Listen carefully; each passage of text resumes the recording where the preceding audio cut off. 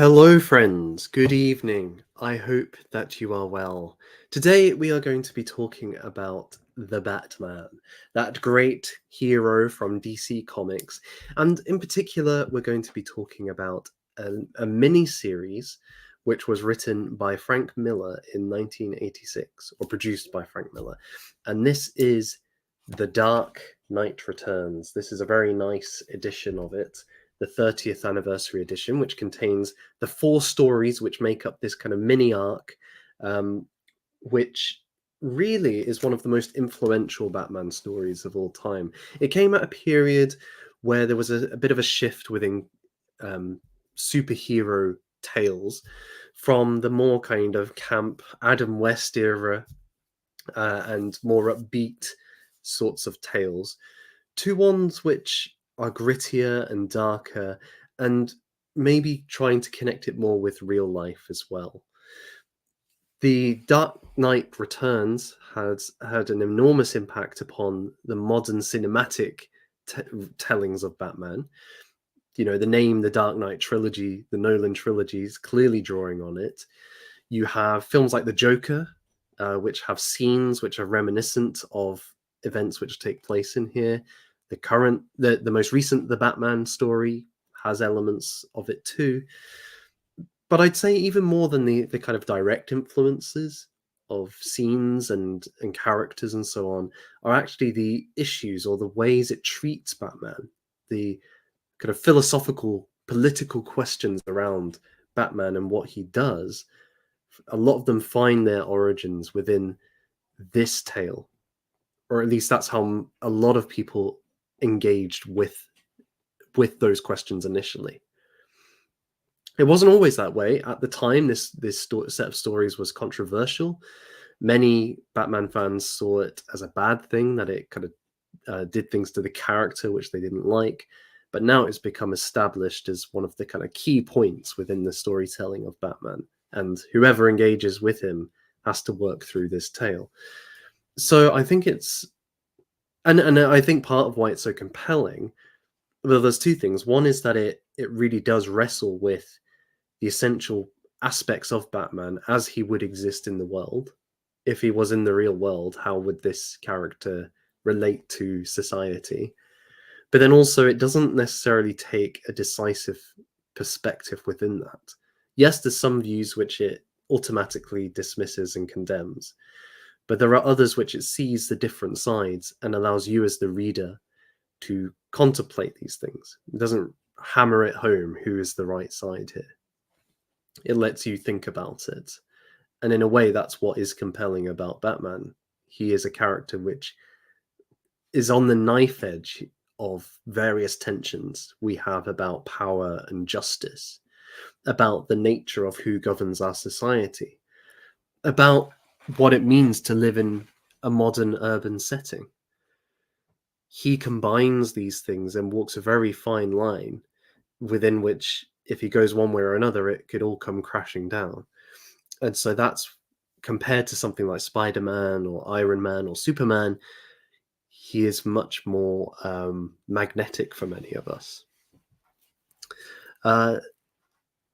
Just as folks are kind of coming into the stream, I just want to say hello again.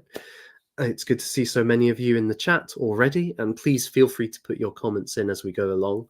I will look at them, especially super chats, but I will look at the comments and engage with some of them at the end of this discussion. And by way of kind of introduction, I actually want to start with a shout out to a friend, Nordhuger, or Matt. Many of you will know his channel. It does excellent work, and he deals with a lot of Norse mythology, being himself of Norwegian stock originally. And one of the things that he did a video on once, it kind of engaged with superheroes and the mythological. And he asked me to do a little bit on this. And I remember trying to compare Batman to Robin Hood and St. George. And I made two criticisms of Batman in relation to these characters. So on the one hand, Robin Hood, like Batman, is a masked vigilante, you might say. Robin Hood is standing up to the Sheriff of Nottingham and Prince John, who, in the absence of the king, are tyrannizing the locals, taking away their stuff, robbing them blind, etc. And Robin Hood, well, he is actually, he has a real name, but Robin Hood is his alter ego. And along with his merry men, they will retrieve the goods that have been stolen and return them to the oppressed. Right? So there's a similarity there with Batman, who is also a masked avenger who, in his masked form, administers justice to the criminals of Gotham. He defends the defenseless from these awful people, these criminals, and does so under this masked guise.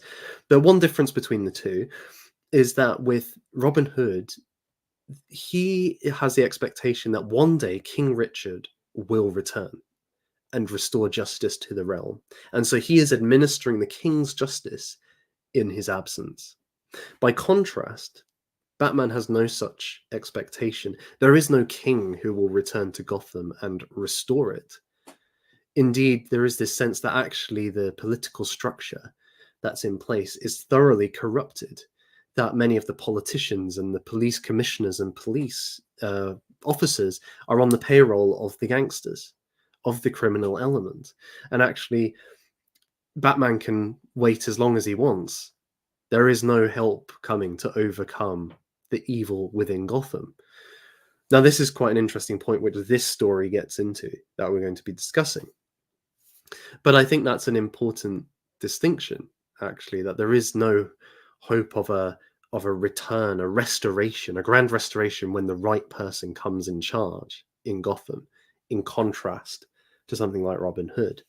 And this relates to a second point, which is that when St. George slays the dragon, he demands that the people of the town who were willing to sacrifice their children to this dragon, they were able to, they had to repent and become Christian and turn their lives around so that they wouldn't do such things again. So St. George, having slain the dragon, having conquered the foe, takes on a position of authority as such, of such power that he feels he has the right to demand that they convert, that they take up his faith, that they change their behavior. Whereas Batman, at least in the films, such as the Dark Knight trilogy, never takes on that role. He will overcome the Joker or Bane or whoever, but he never demands that the people and their leaders change their behavior so that such villains do not arise again. He essentially then becomes a guardian of the status quo. So this is a marked difference. But I think in this story, The Dark Knight Returns, we actually see a Batman more similar to St. George in many ways. He is going to be a character who does assume such authority, and that this is actually the logical place such a character would go. And also this brings him into conflict with the various powers, the political forces of the modern world. So that's kind of a setup for then why I got interested in this tale, because it presented a Batman who in many ways addresses those criticisms, at least that I had in that video. It presents a Batman who is willing to see change happen in Gotham, who is willing to take on a position of authority and power to try and bring about that change. He's a Batman that genuinely believes he can restore Gotham, and he doesn't just defend the status quo and allow the politicians to keep on their corruption. So it's a very compelling tale, and it addresses the natural criticisms you might have that you might have if you watch the Dark Knight trilogy or something like that. So this seemed like a good kind of segue into the actual tale. And I'm not going to kind of give you a play-by-play description. Rather, I'm going to touch on certain plot points and then maybe draw out some of the themes which relate to that throughout the whole mini-series. But I would say, if you haven't read this, and you would like to, go and do that and then come back to this stream because it's worth it. It's a really good story. I would say as well, though, even if you know what happens, it's still a really great read, and that is because of the way that Miller the way he constructs the various frames within the comic is fantastic. It has a real rhythm and sharp punchiness to it. It feels like things are constantly going on, that there's a real momentum to the storytelling. So that even if you know what's going to happen, the way it's told is very captivating. So do not worry if that is the case for you as well. So let's kind of dive into it. And the first part, so there's four sections of this story, four issues you might say. The first issue, we could say that the central question of it is twofold, related but twofold. Can a man change, and can a man be reformed? The tale begins with Gotham descending into further anarchy and criminality. There is a new gang called the Mutants who, mainly composed of teenagers, just delight in create acts of violence for their own sake, malicious acts of violence, just harming people for the sake of it, not even for money, not for wealth, not for power, just for pure evil. And Batman has been retired for about 10 years or so. He's not been involved in fighting crime for a long time. And Bruce Wayne, now aged mid 50s, he has felt like a dead man for the last 10 years. And as he sees this rampant criminality rising and rising, he feels within him a constant call to return to being the Batman. Indeed, he often talks about Batman being another entity or agent within his life, an almost distinct personality which is trying to lure him back into it. He's trying to draw Bruce to the places which connect him to that identity, such as the Bat Cave or the street where his parents were killed. It's in these places that he remembers why he became the Batman, or allowed the Batman to possess him, as it were, as almost an external force. But nonetheless, he does not give in immediately. But as he sees more and more wicked acts being conducted in Gotham, he feels within him rising this need, this desire to do vengeance, to bring justice to the streets of Gotham. And so eventually, he returns. The Dark Knight returns. He becomes the Batman once again. And it's an amazing, there's this kind of TV news section where all these different reporters are reporting on events of a single night in Gotham. And it's, oh, suddenly there was this caped crusader appeared, or this man who looked like a bat, and he beat the living hell out of these thugs here.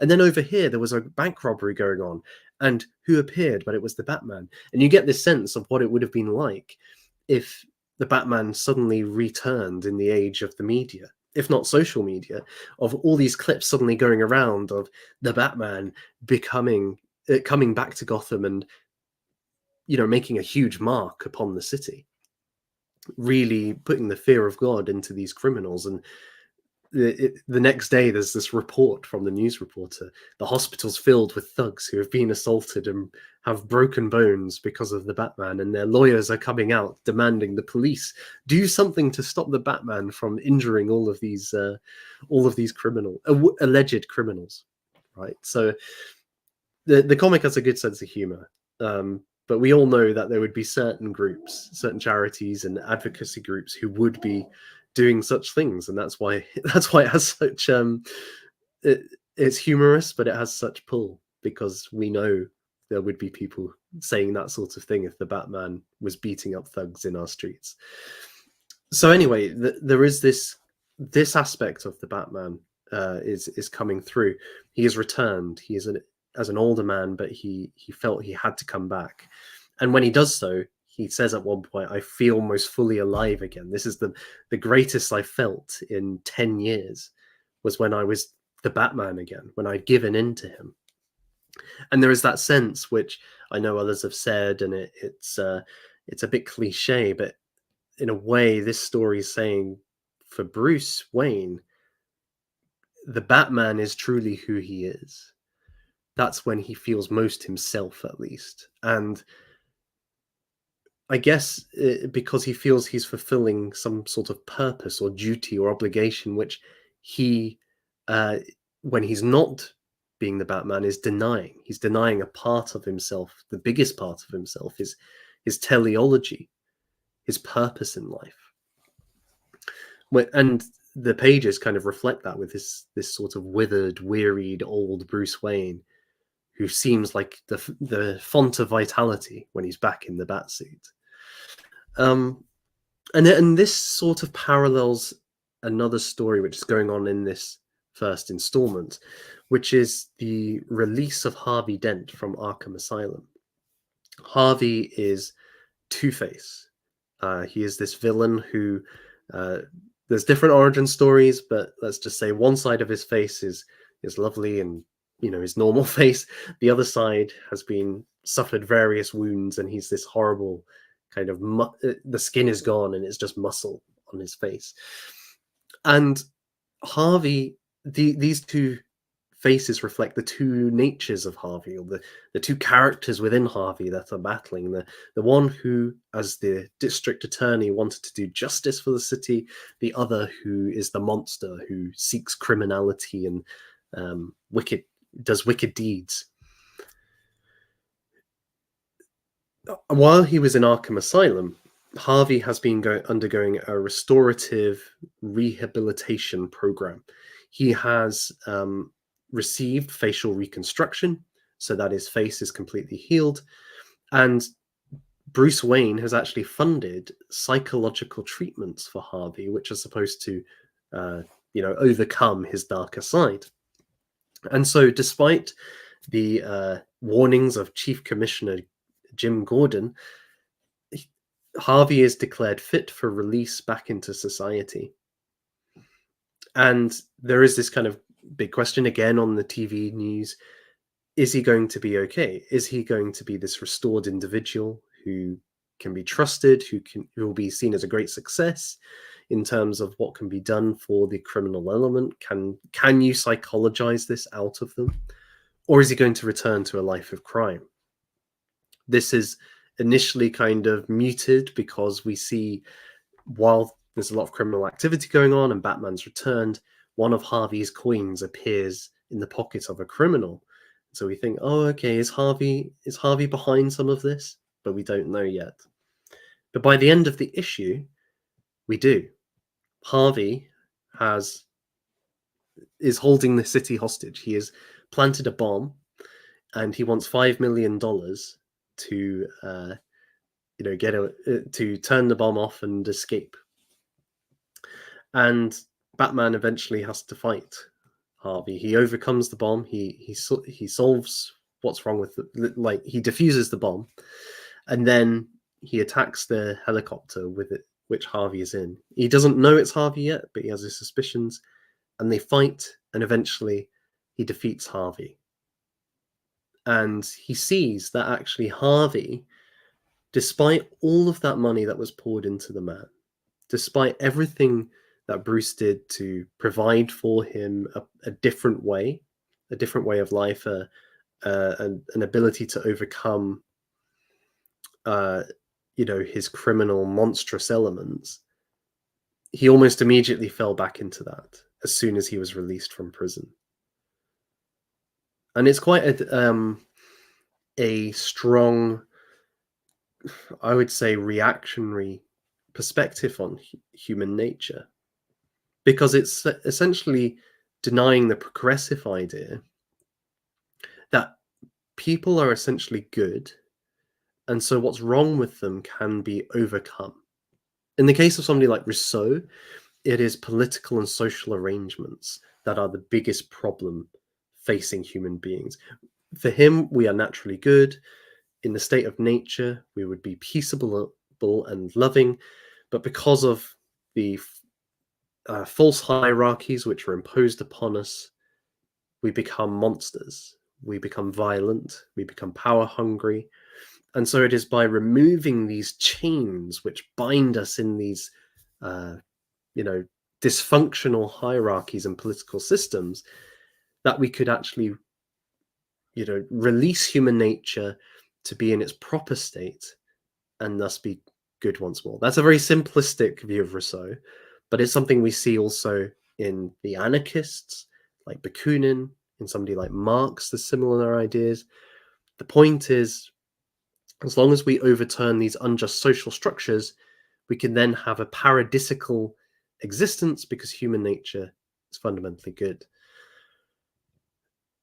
Likewise, with the kind of psychoanalysts and psychology, what we see there is that, okay, human nature is such that if we can overcome these psychological impediments, which are often put, um, sometimes some theorists would say are biological, others will say they're social in nature. So Wilhelm Reich, for example, he would say that all psychological dysfunction is caused by a repression of sexuality, which is upheld by the bourgeois political system, mainly through the institution of marriage, which represses sexuality outside of the marriage covenant. If we can do away with that social institution and those psychological impediments as a consequence, then we can therefore have healthy psychologies, healthy ways of living, and we will be fixed, essentially. It's possible to fix the problems with human beings. Both of these views, the social and the psychological, share that in very key ways. Whereas this story is saying, look, Harvey had all of the help he could get. He had the psychological help. He had the very best psychological help. He had the social help. And, his appearance was fixed so that he could be a functioning member of society. And yet he still went back to a life of crime. And just as Harvey is unable to escape his twisted, dark nature, so Bruce is unable to overcome his desire to be the Batman. There's something within him that compels him to be that, and no matter what he does, he will return to it. And so this perspective is in the story is quite a striking one and antithetical to the modern progressivism that we live within, because it's essentially saying, okay, some men are evil and you cannot overcome that. You cannot change that about them. They must be restrained. They must be punished. You must put them in chains. And that's all you can do for these men.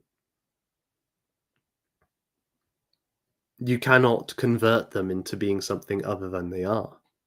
And this pattern is repeated in a later part of the story of The Dark Knight Returns with the Joker, who is also in Arkham Asylum. He, like Harvey, is undergoing rehabilitative, psychological help, therapeutic help. And his handlers decide that he is ready to go on a chat show with the equivalent of David Letterman. He looks like David Letterman in the story. His name is David Endocrine or something like that.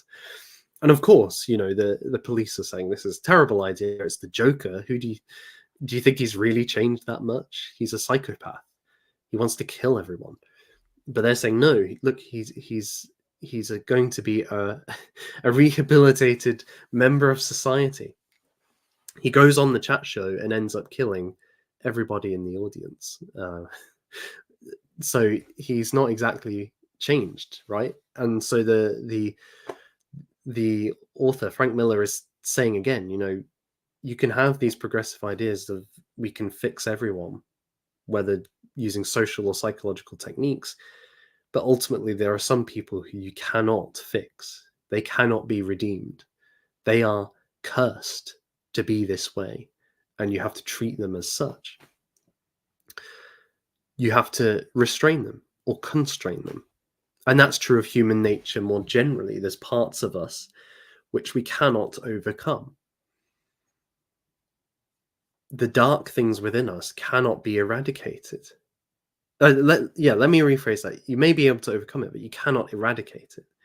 And so you have to treat it with the respect and reverence it demands. You cannot treat it lightly, or it's going to break out and do terrible things. At the same time, though, there is an example of a sort of redemption within this tale, which maybe adds a kind of nuanced perspective on this. I mentioned the mutants earlier, the gang, which has really ramped up the loss of justice and order within Gotham, because they are just going about causing mischief. Doesn't do it justice. They are just hurting and harming people for the sake of it. They are rampaging, they are ravaging, they're murdering. And Batman in the second issue has to fight their leader. He realizes that their leader, who is this hulking brute with sharpened teeth, super quick. Think of Bane in The Dark Knight Rises. He's definitely inspired by this character, the mutant leader.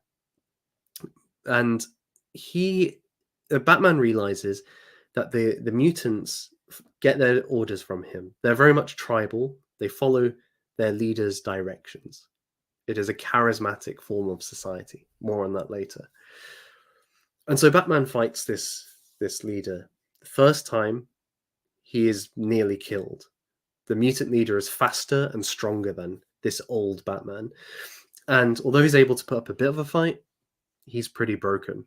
And it's only because Robin intervenes and saves the day that Batman survives.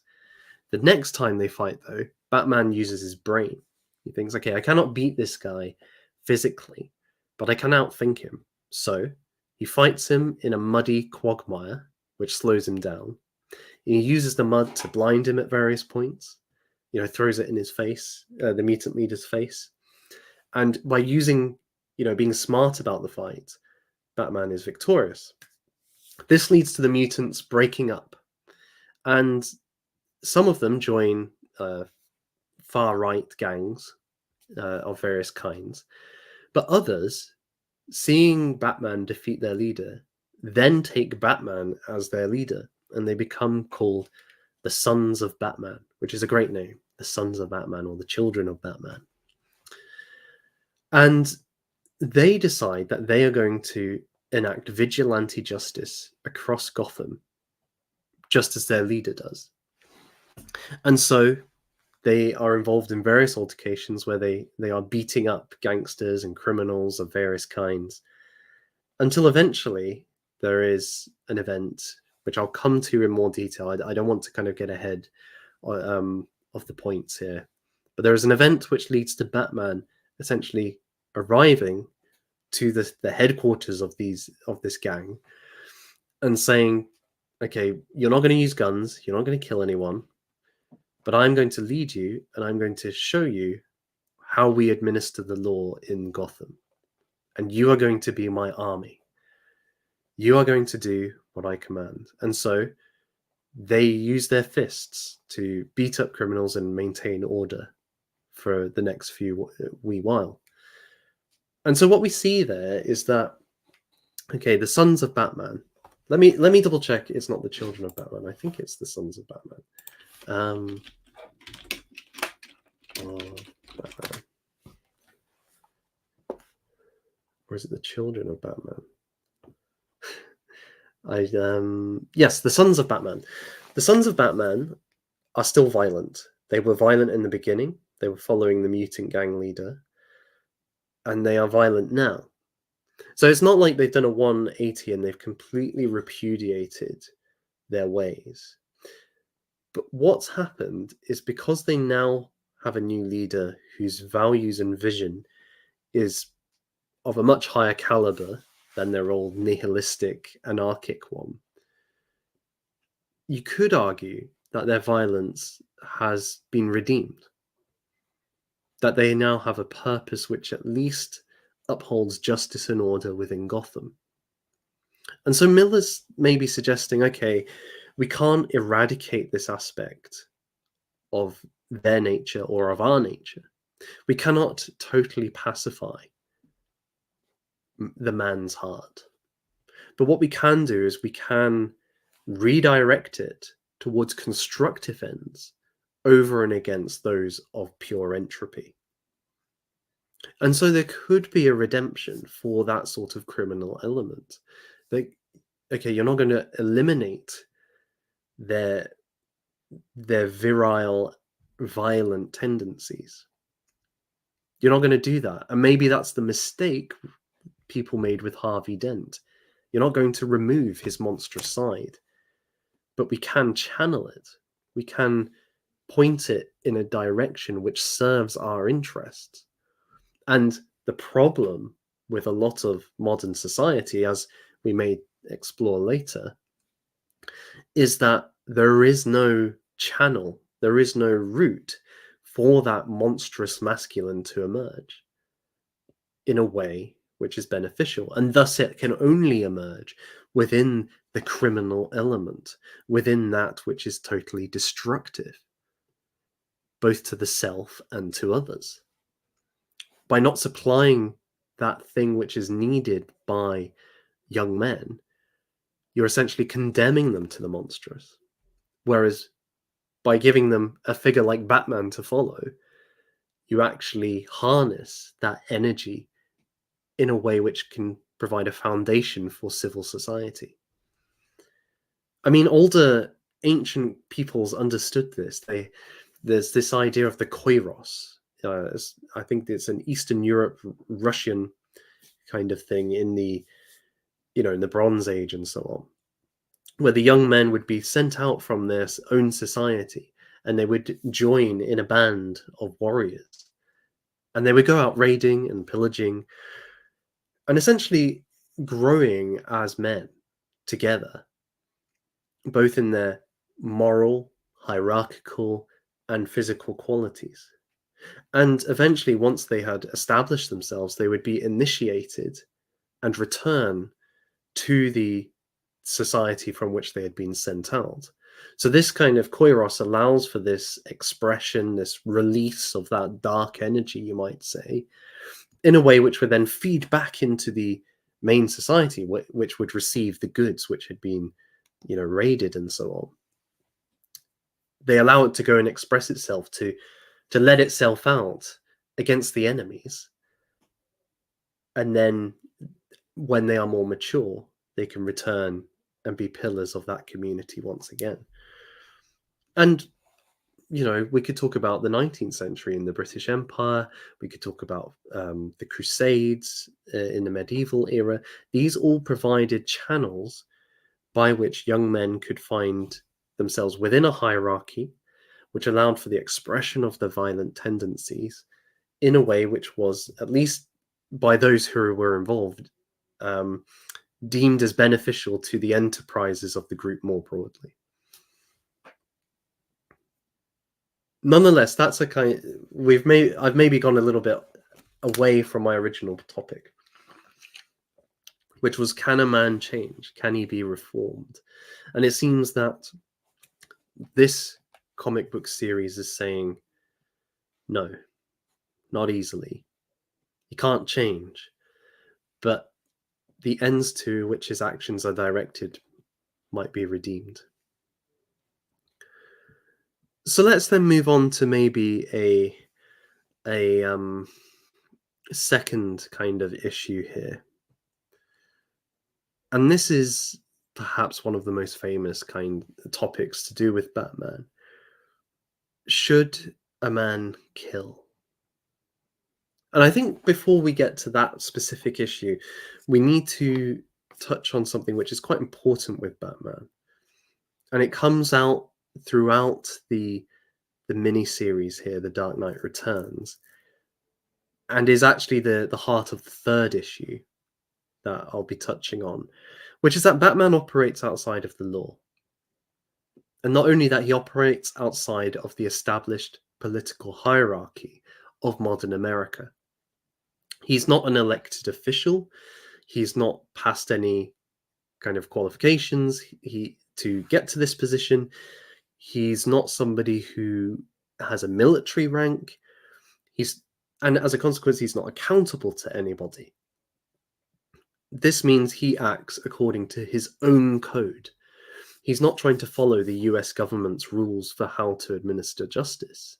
Indeed, he's operating often outside of that or transgressing that. So, for example, he breaks into people's homes, he assaults criminals, he tortures criminals. At one point, he takes a guy up to the tallest building in Gotham and hangs him off the side, saying, "You better tell me what you know about the Joker's plans, or I'm going to let go." That's not something that the US government is allowed to do. As far as I'm aware, we all know that there's some stuff went on in Guantanamo Bay, and there's going to be other things going on. But in the cold light of day, your local police force is not meant to be doing that. And Batman does do these things. He does take the law into his own hands to both in search of vengeance for the death of his parents by a criminal, but also to bring justice to the streets.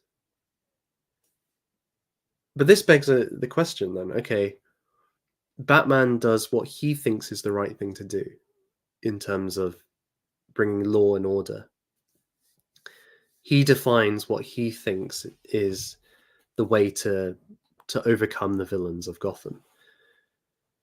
But then why does he draw the line at not killing? And okay, we can make arguments about, well, for Batman, his parents were killed by criminals. So this then is a personal thing of how could he ever do that to somebody else when his whole driving motivation is the death of his parents, the murder of his parents. He would be giving in, he would be becoming what he opposes. So you could make that kind of argument. But if you're focusing on the bringing of justice, if you're talking about preventing these people from committing evil, well, if you're already breaking the law in various other ways, you're willing to torture and beat up people. Why draw the line there? Why not also execute? And in part 3, this really comes through. Because the Joker, who has been comatose for 10 years until he hears on the television that Batman has returned, he breaks out, he kills all of these people in the TV interview that he has with David Endocrine. He goes on the rampage and starts killing more and more people. He goes to a fun fair where his plan is basically to put in the candy floss a poison which will murder everyone who eats it. He wants to kill as many people as possible. He is an evil psychopath. There is no redemption to this character. And Batman, he thinks in his mind at various points, this is the last time. I am not letting you get away with this anymore, Joker. And every time the Joker kills somebody, Batman basically thinks that's two more that I am responsible for. That's another person you've killed that I am responsible for, because because I let you live, that person is dead. It's on me for letting you live that all of those people have died, and I'm not going to let a single one. I'm not going to let any more die. I'm going to kill you. That's what he basically thinks at this point. And it is an interesting question in terms of if you have the power to execute somebody like the Joker who has that drive, that desire to kill, if you let them live like the Batman does, is he morally responsible then for the deaths which the Joker is inevitably going to commit in the future? The Batman seems to think so, and there is an argument. There's a case to be made for that. Nonetheless, when it comes to the finale of that issue, when the Batman and the Joker are fighting, the Joker manages to shoot Batman, but Batman uh, is able to beat him in the fight. And just as he's got the opportunity to kill him, he does twist Joker's neck, but he refrains. He pulls away. He does not complete the deed. And the Joker essentially laughs at him. You didn't have the nerve to carry out what you really wanted to do. And what's even worse is that the Joker kills himself, knowing and saying to Batman just before he does, I am going, with my death, they're going to blame you. They're going to think that you did it, even though you couldn't bring yourself to do it. And you're going to be accused of my murder. And this is what happens. The Joker breaks his own neck, and immediately Batman is accused of murdering the Joker. Despite the fact the Joker's just killed like hundreds of people, and that he's he's a living threat who is, Batman's defending hundreds, thousands of people from this man. Oh yeah, the Batman needs to be arrested because he murdered the Joker. I mean, the ludicrous nature of the authorities is there plain for everyone to see. But we all know, right? We all know that that's exactly what would happen in modern America, in modern Britain. If we had a Batman figure who actually killed, a dangerous terrorist, he would be getting locked up for that. And we'll touch on why more in a few moments.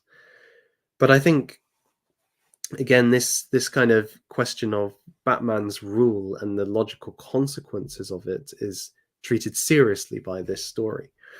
And it really does raise the question for us of the line between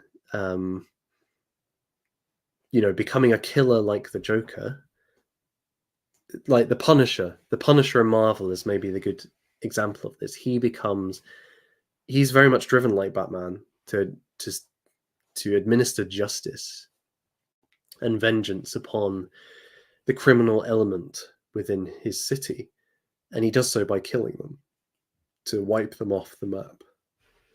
Batman says, no, I'm not going to do that, but the consequence of that is the Joker, the Riddler, the Penguin, Dr. Freeze, etc., they will come back and continue to bring their wickedness with them. Of course, he has this hope that somehow they could be redeemed through therapeutic help and so on. But we've already seen that in practice, this isn't possible. So if you combine that idea that some men cannot change with this further idea that letting them live poses a huge threat to society, it does put in, there seems to be a contradiction in Batman's nature there that he can't escape. Let's turn then to the third kind of major thing. And I think this is the main thrust of the story.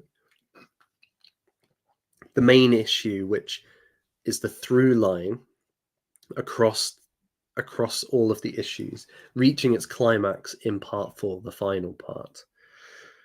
And this is the relationship between authority and power.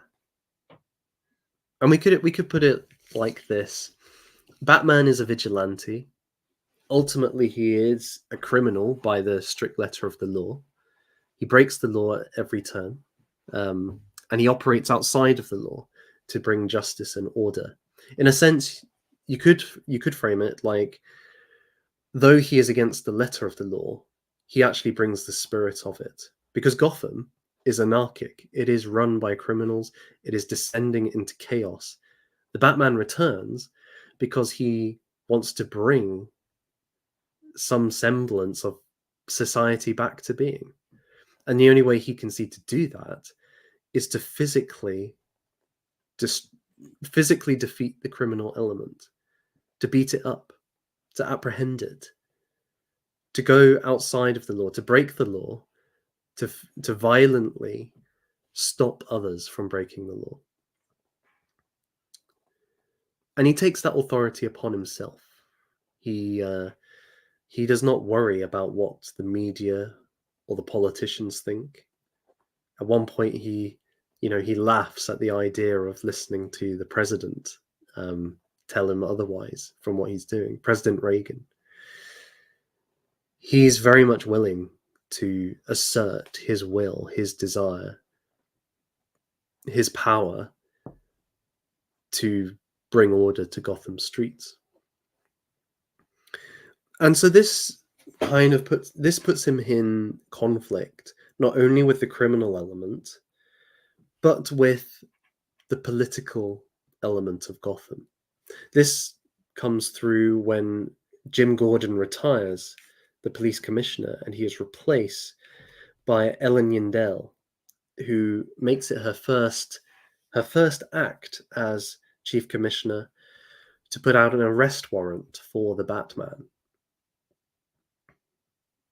The city is in absolute anarchy. The mutants are running riot. The Joker is back, but arresting Batman is the priority. And he comes into direct conflict with the police after this point. He's chasing after the Joker whilst also fighting SWAT teams. He is fighting the Joker whilst also having to escape being arrested at the same time. And all the while, the media are fueling this conflict. They are having constant debates on television about the ethics of the Batman. You have certain people who are zealous defenders of what he's doing, saying he is, taking power. He's not letting himself be a victim of the crime of the city, and he's showing the rest of us what we can do. Whereas you have others, maybe there's two lines of criticism. One is that the Batman is totally unaccountable for what he's doing. He can, who does he answer to? What control do we have over his actions? He needs to be brought to heel. On the other, you have various psychologists and reporters essentially saying something to the effect of the Batman is actually an evil force within Gotham who his very symbolic presence draws misfits and the mentally ill into his orbit to become part of his psychodrama. And we actually see examples of this. So one is there's a couple of examples of clearly mentally ill individuals who believe that their kind of issues or problems are bound up with Batman. And so one of them dresses up as the Batman and tries to shoot somebody who he thinks is being unjust. Another is kind of all confused and ends up in a Batman costume with a gun. And he is also killed. So you have these people who are somehow, because of their mental illnesses and the Batman figure being such a prevalent archetype, are drawn towards that. We also find with the Joker, for example, that he is comatose until he hears Batman has returned. So there is a sense in which Batman's very presence as an actor, as an agent, awakens something within this psychopath, which animates him and motivates him to wreak havoc once again. That he sees him and Batman as being in a kind of dialectic which requires the both of them for it to be fully realized. This is a so the criticism that kind of psychologist makes, which sounds ridiculous at first, has some weight to it. On the positive, more positive side, we do see other figures inspired by Batman, such as the Sons of Batman, turning their violence away from nihilistic, manic malice towards vigilante justice. And Robin, who in this series is Carrie Kelly, she is somebody who's actually saved by Batman from the mutants, who then, inspired by him, but develops her own costume and eventually works out where Batman will be at a certain time, rescues him from a dangerous situation, and is welcomed by Bruce as the new Robin. She wouldn't have done that. She wouldn't have stood up to the thugs if Batman hadn't inspired her. But again, there is that question which the story wants us to ask: is this a good thing? Is this the sort of thing we want teenage girls to be doing? Is this the sort of thing that we want these teenagers who are members of the mutants to be channeling their violent energies towards? Does the symbol of the Batman, which is bigger than Bruce Wayne, is this figure which has returned, which is bringing all of this energy which operates outside of our systems of control and accountability? Is this a good thing? Well, we shall kind of tease that open. But I think that that issue is something which multiple characters ask and are confronted with through Miller's story. And in a way, we can also see this as a, well, I mean, there's so many ways to look at this. One of them is that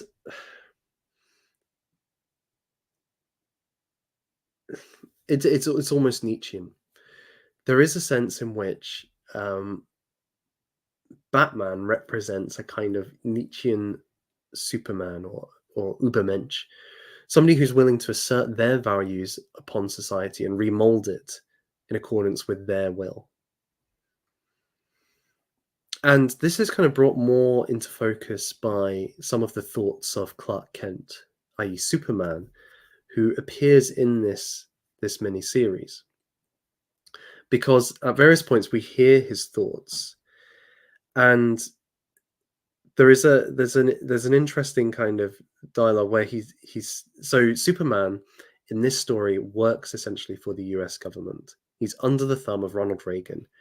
It seems that in the past there was some agreement drawn up between the Justice League and the US government that they would be allowed to carry on providing that they were underneath the government's control. And so Superman, he's able to help people providing Reagan allows him to and directs him to do X, Y, and Z. And Reagan has called in Superman to deal with the Batman. He's saying that this issue in Gotham, it's destabilizing the current order. It's showing what could be done outside of it. This isn't good for maintaining our authority. You need to go and sort Batman out. And so the climax of the story is Batman v Superman. But before that, Clark is thinking about this, and he says, these people are resentful. They're small, and they want to drag down those who are greater than them. And that includes somebody like Batman. And we are only able to exist. A man like Superman is only able to do what he wants to do, which is help people, if he stays out of the public eye.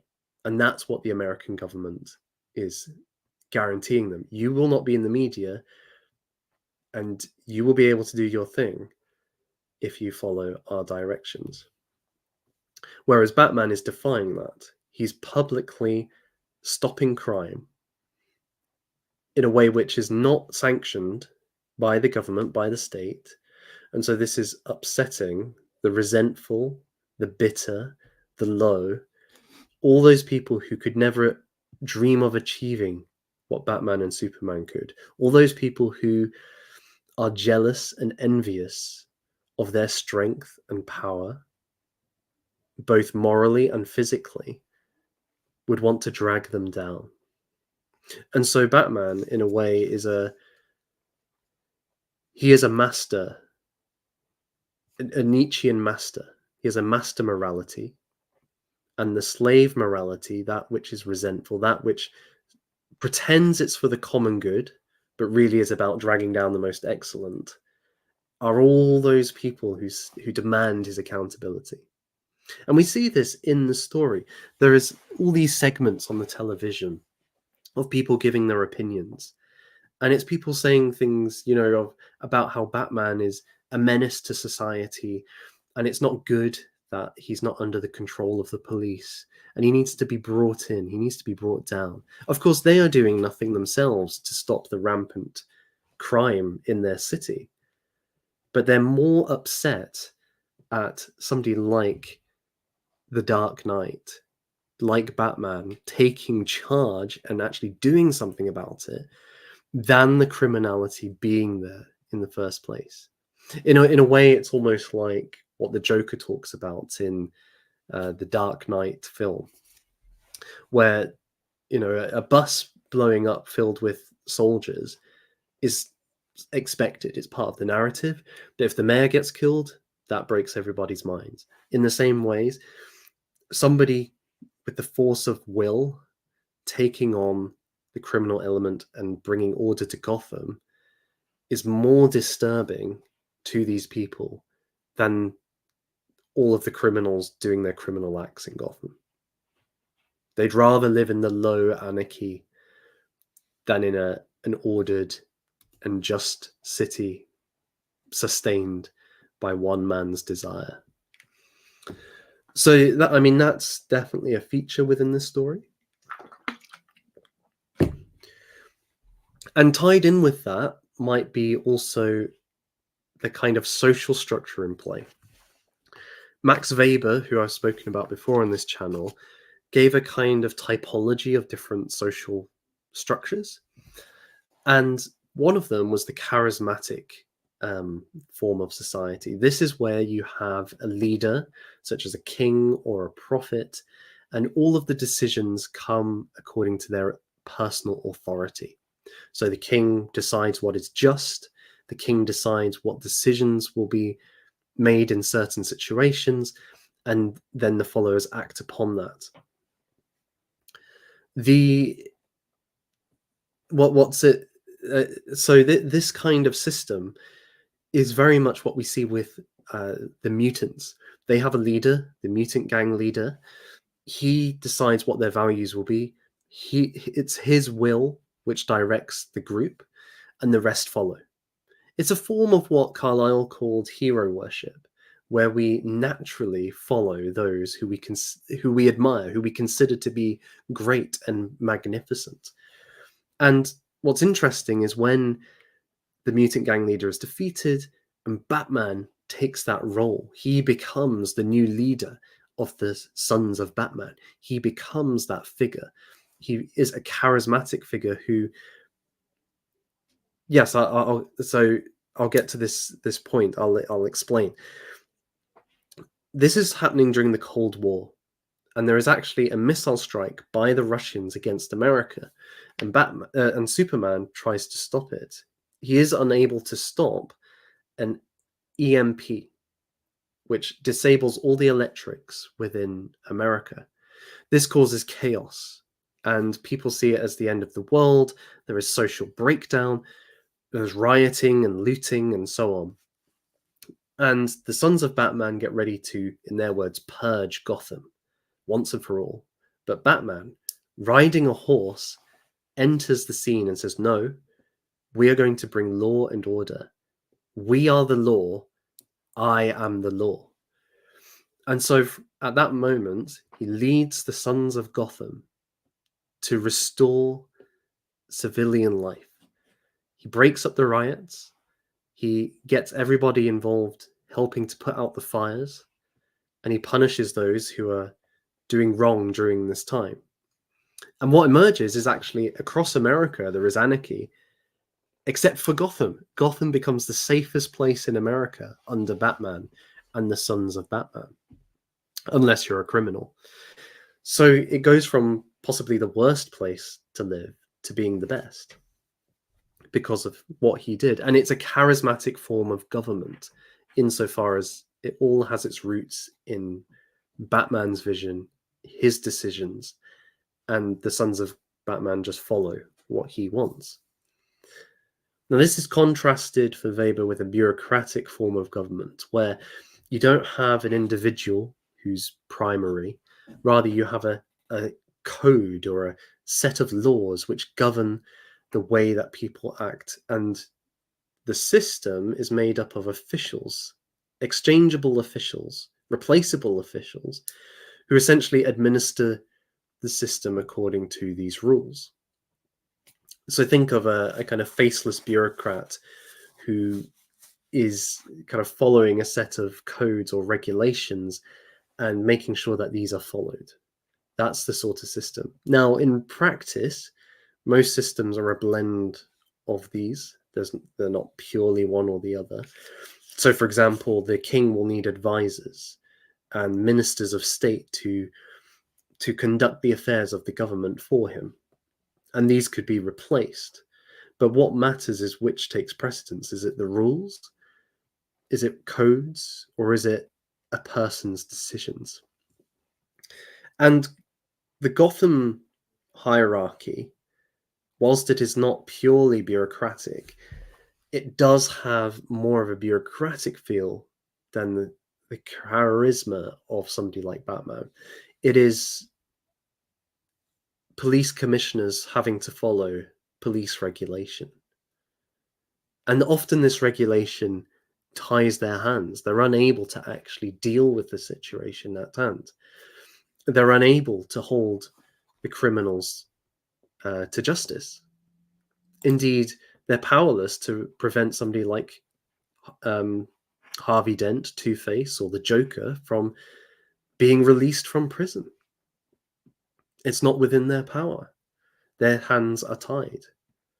Moreover, they have to wait until a crime is actually committed before they can, arrest somebody. Whereas the Batman can be preemptive. He operates according to what he knows to be the case, and so acts. So again, there is this contrast, which is not just in Batman. You see it in things like Dirty Harry. You see it in those Charles Bronson films. What were they called?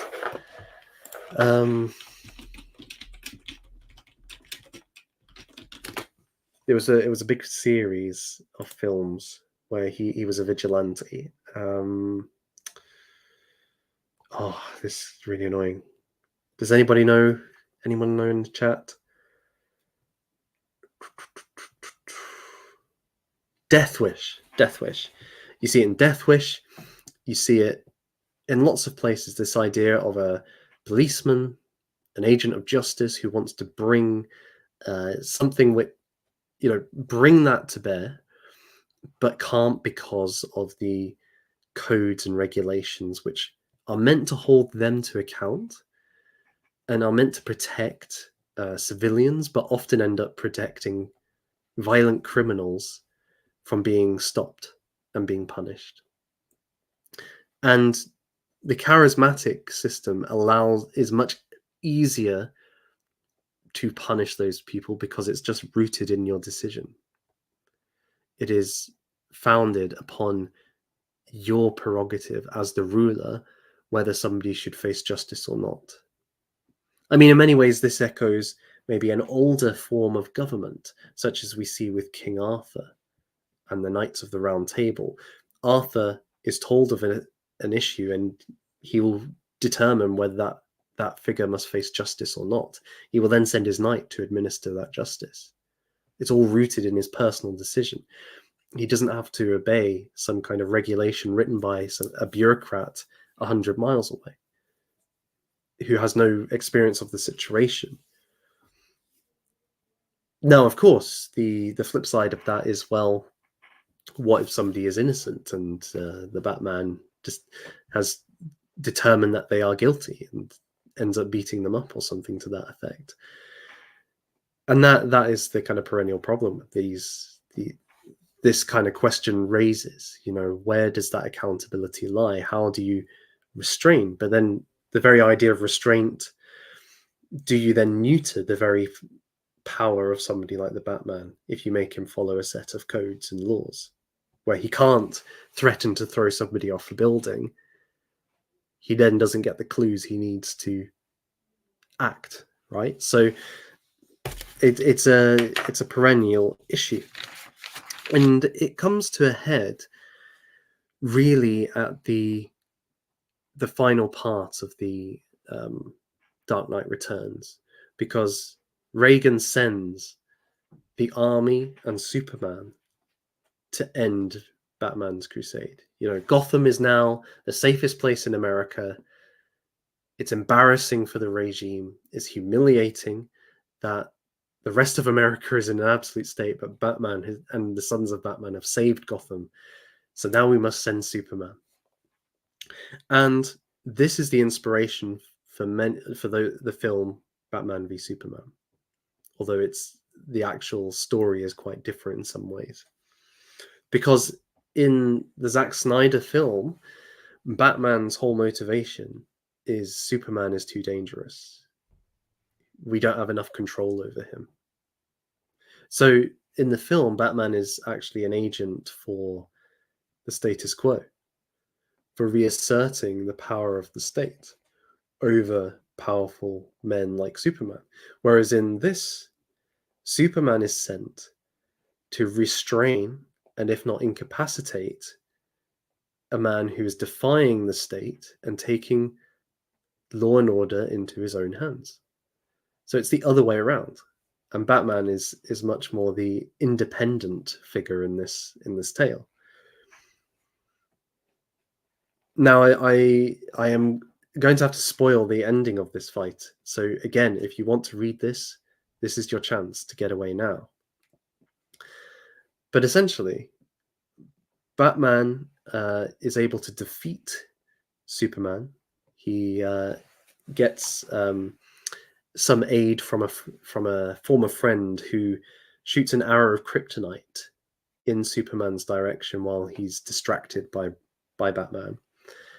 And so Batman basically has Superman on the ropes. He could kill him. But he has decided to fake his own death. And so, due to various chemicals he's ingested, has a heart attack just as he has defeated Superman. He's then buried. But we discover that Robin digs Batman up. Batman is revived. And now that he is believed to be dead, and Bruce Wayne is believed to be dead, it is revealed that he is the Batman. He is in the Batcaves training the sons of Batman and training Robin to be the next generation of fighters, to be the next generation of justice. And so we see in this version of Batman, well, there's two things. One is that, again, he uses his brain, just like he did against the mutant gang leader, against a physically superior opponent, in Superman's case, much physically superior, to overcome such a foe. But he recognizes that there is no place really for a vigilante such as himself within modern America, for good or for ill. The problem he faces is that the authorities will forever come for him. Yes, he might defeat Superman, and really, who could contend with him if he actually did manage to defeat Superman? But nonetheless, he will be constantly hunted. The state's resources will go against him rather than the criminal element, and this is no way. Like, he can't build a just order in such a situation, in a state of war. But he does believe that he can bring change, that he can make Gotham a good place.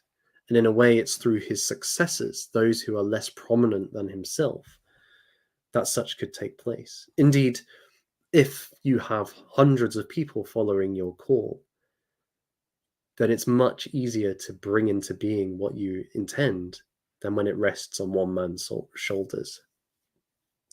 And so the Batman, contrary to other depictions in The Dark Knight Returns, sets about establishing a change to the state itself through these individuals. In the long term, they are going to be able to take over Gotham and restore it, renew it, defeat crime. So he's not just defending the status quo. He's not just the guardian. He's actually the agent for transformation. Indeed, maybe revolution.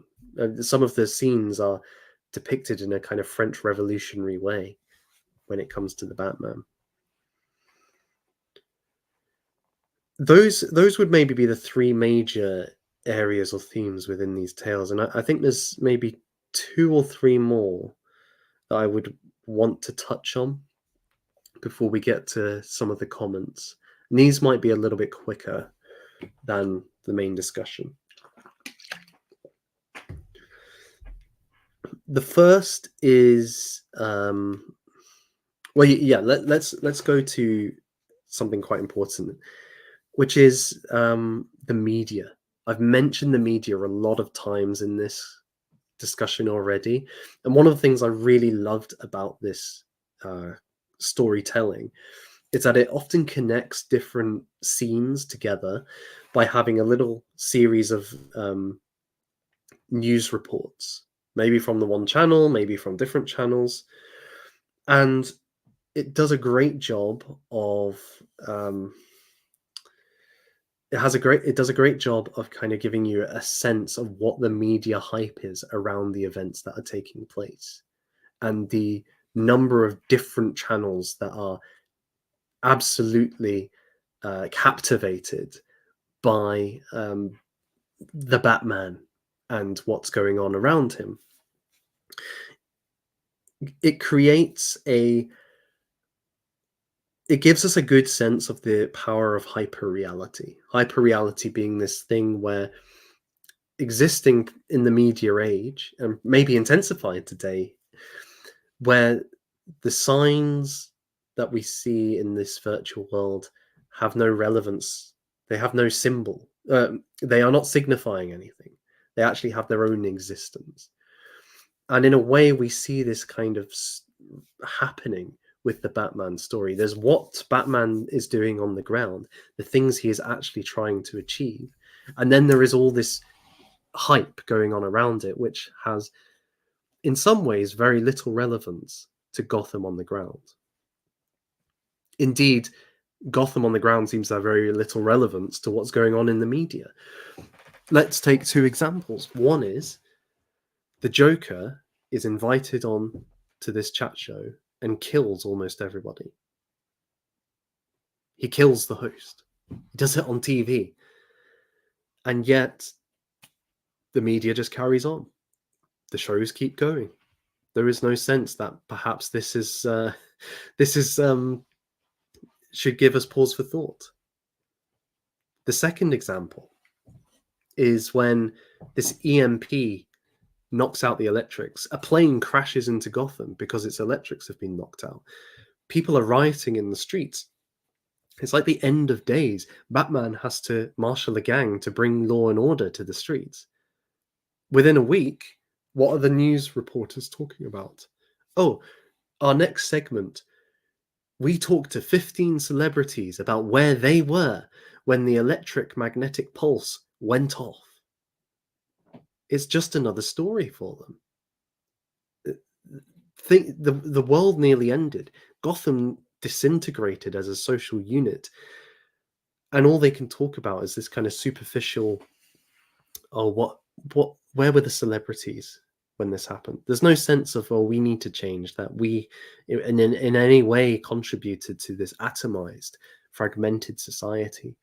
No, we just carry on as we always have. And it seems to me that that aspect of the media comes through very strongly, that the Batman, he's just another story. It doesn't matter what he actually stands for. We can just have lots of people saying what they think, no action takes place. And so we get this situation that we've often spoken about in this online area. Everything happens, everything changes, and yet everything stays the same. And in a way, the media, through their constant news cycles, through their desire for another hot button story, trivializes everything, and so prevents us from seeing the decisive moral weight of what's actually happening in the world.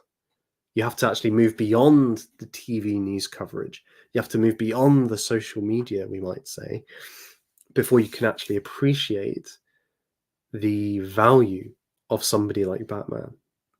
Because otherwise, he's just another story to be replaced very quickly. And that comes very strongly through within this magazine. within these comics. But at the same time, and the author seems very aware that a comic is also a form of media, and that it too is contributing in some way to this frenzied cycle. And so it wants us to take pause and think, okay, well, how it breaks that cycle is this isn't just another episode of Batman. He returns after 10 years, he retires again, but then tries to establish a legacy that will live beyond him. So he's not kind of the Batman stuck within the comics, as it were. He's not just doomed to a perpetual cycle of fighting the villains. No, this Batman actually takes a course of action which will result in real change in the situations. He's no longer trapped within that media arc. He's not trapped within the 20-minute episode of the animated series, you might say. And in a way, it's calling us to do something similar, to not just get trapped in rereading these stories, as good as they are, but actually to move beyond the surface level, superficial narratives of the media and going into the actual kind of world of decisive course of events, the Kairos world, we might say. Um, and perhaps, um, hmm.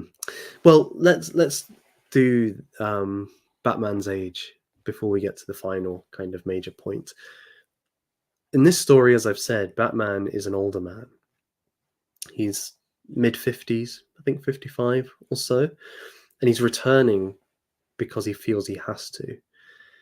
He's not the young man that he once was, and throughout the comic, we keep getting references of, oh, I feel a lot more pain than I used to. I'm a bit slower than I used to be.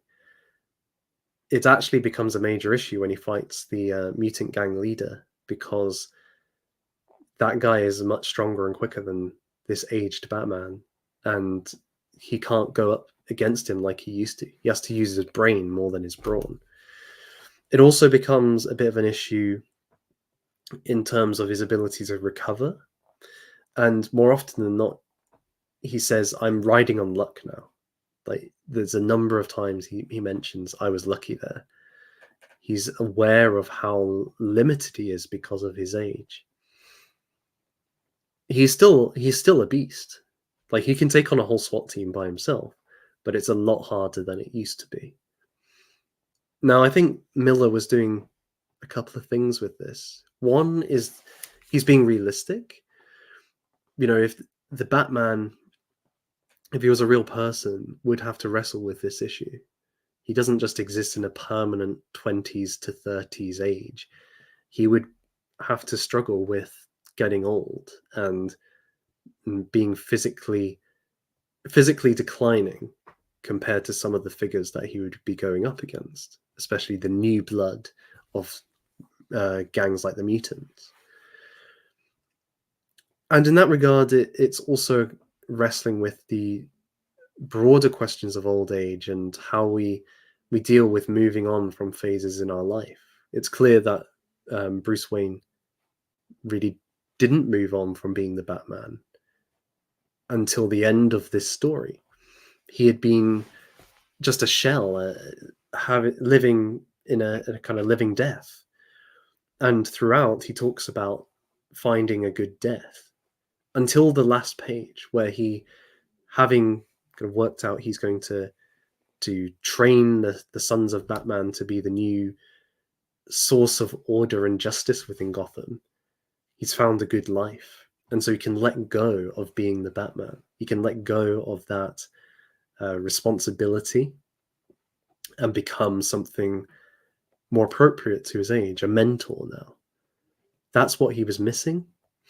And so he's able to, once he's established that, he can let go of his younger self.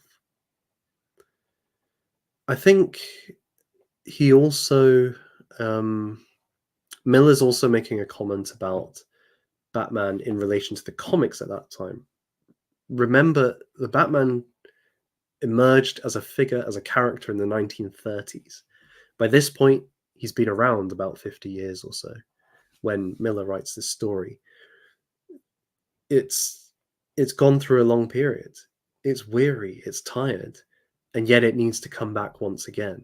And so Miller's kind of on a meta level engaging with the history of Batman, its place at that time, and how it needs to be rejuvenated with a new energy. And he's seeking to bring that energy to the story. Okay, the final point I wanted to talk on very briefly is this. As many of you know, I talk about mythology on this channel quite a lot. In the last stream, I was talking about Prometheus and the story of how Prometheus stole the divine fire from the gods and its significance in Greek thought.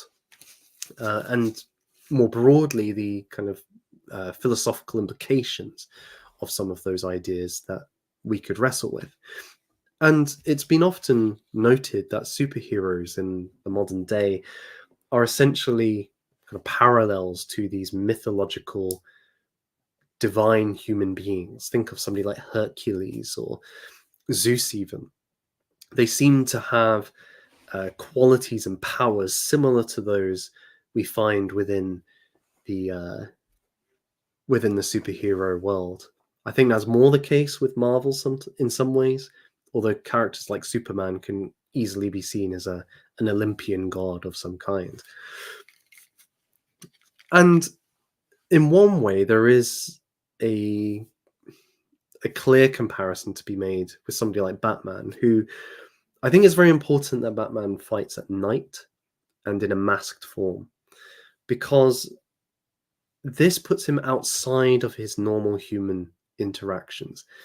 It's not just Bruce Wayne putting on a balaclava, and he's not just fighting in the daytime. He's fighting in the nighttime, in the darkness, in a place which is outside of normal human civilization.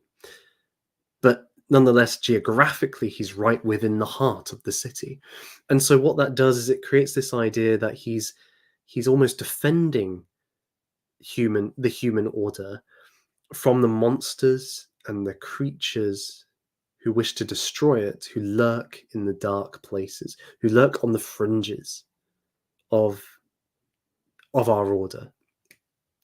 And so what that does is it creates this kind of dualistic dynamic, which is reflected in figures like Beowulf or the Celtic stories of King Arthur. These figures who are mighty fortresses who stand on the border between the human and the monstrous, and they defend the human realm, the keep, the hearth, from that which would snuff it out. The troll, the giant, the dragon, the snake, and so on. And so the Batman stands within that kind of tradition on the frontier, on the fault line between the monsters and human civilization, and comes to inhabit that boundary point. That's where he belongs in many ways. And so he very much speaks to that old kind of hero within our mythos and legends. He is that for the modern age, the only place it can be, which is in the criminal world and at nighttime. There is no other space for such a being within our contemporary world. It wouldn't exist within the bureaucratic form of government. And we see it with Superman, who is reduced to being essentially a lapdog for President Reagan. It's pathetic. It's really quite sad to see him in such a state. And the fact that Batman defeats him in battle is reflective of that loss of will and loss of majesty which belongs to a being like Superman when he's reduced to a government employee. Of course, Captain American Civil War also kind of has this dynamic in play. But there is a key difference between the mythological heroes and somebody like Batman. And I think it's that, to put it bluntly, Batman exists in a disenchanted world. When you look at the Olympian gods and so on, It's I'm going to generalize, but I think my point stands, even if you can qualify and criticize at various points. The Olympian gods map onto a cosmic order which is reflected both in the individual and at a macro level. We see this with things like the sacred fire in ancient Greece. The sacred fire which Prometheus stole and gave to men. Each family had its own hearth, which they were to tend, they would pray to, and this was then mirrored on a communal level, where at the center of the community, in the town, in the city, there would be a hearth which was tended by the rulers and his family. And that was also seen as, the source of life within the community. So you have that on an individual level, you have it in the family, you have it in the community, and there is also a fire in Mount Olympus, where the gods dwell. And all of these fires, the sacrifices offered on them, are in some sense raised up to the fire on Mount Olympus, where Hestia or Hestus tends this fire for the gods. And so all of these things are interconnected.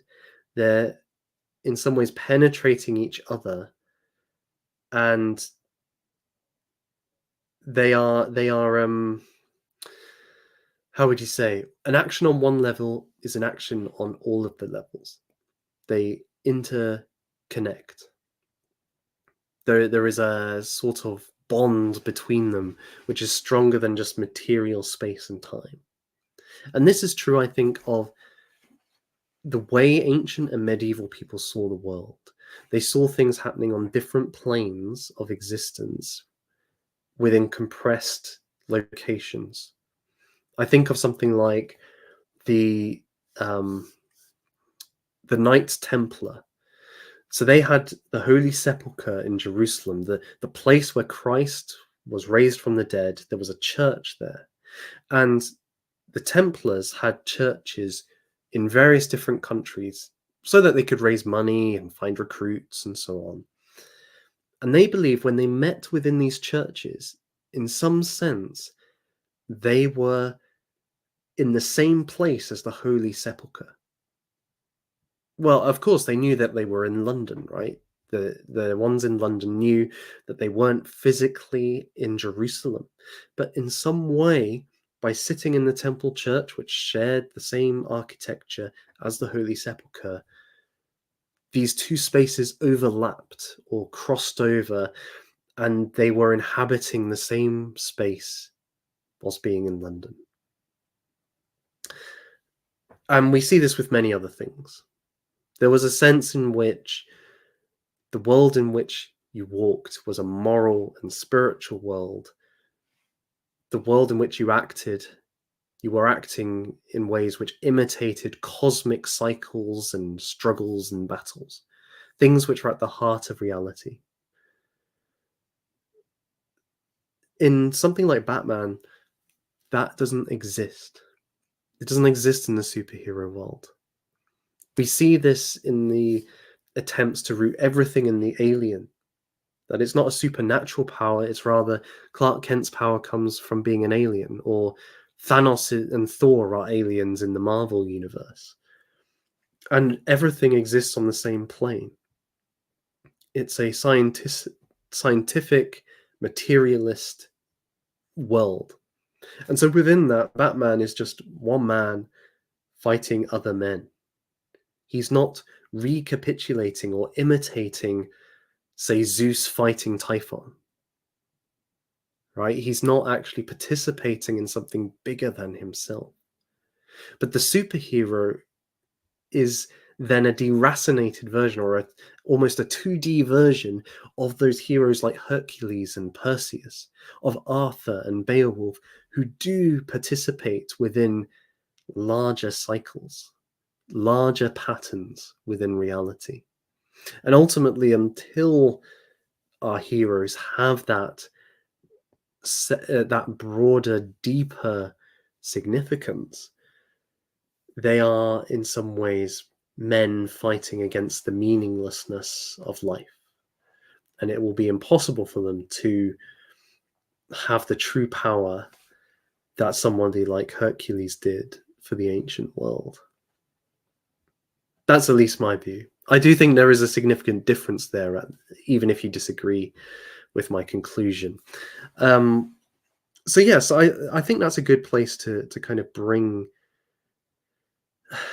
this conversation to a close. Let me have a look at some of the comments that you guys have been making, and I shall try my best to engage with them.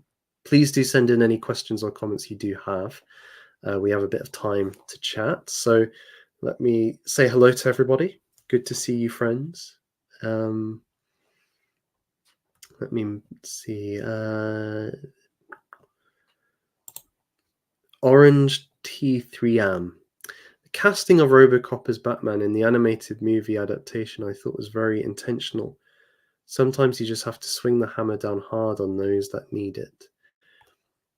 I mean, this is very much the case in The Dark Knight Returns, and I think it's a.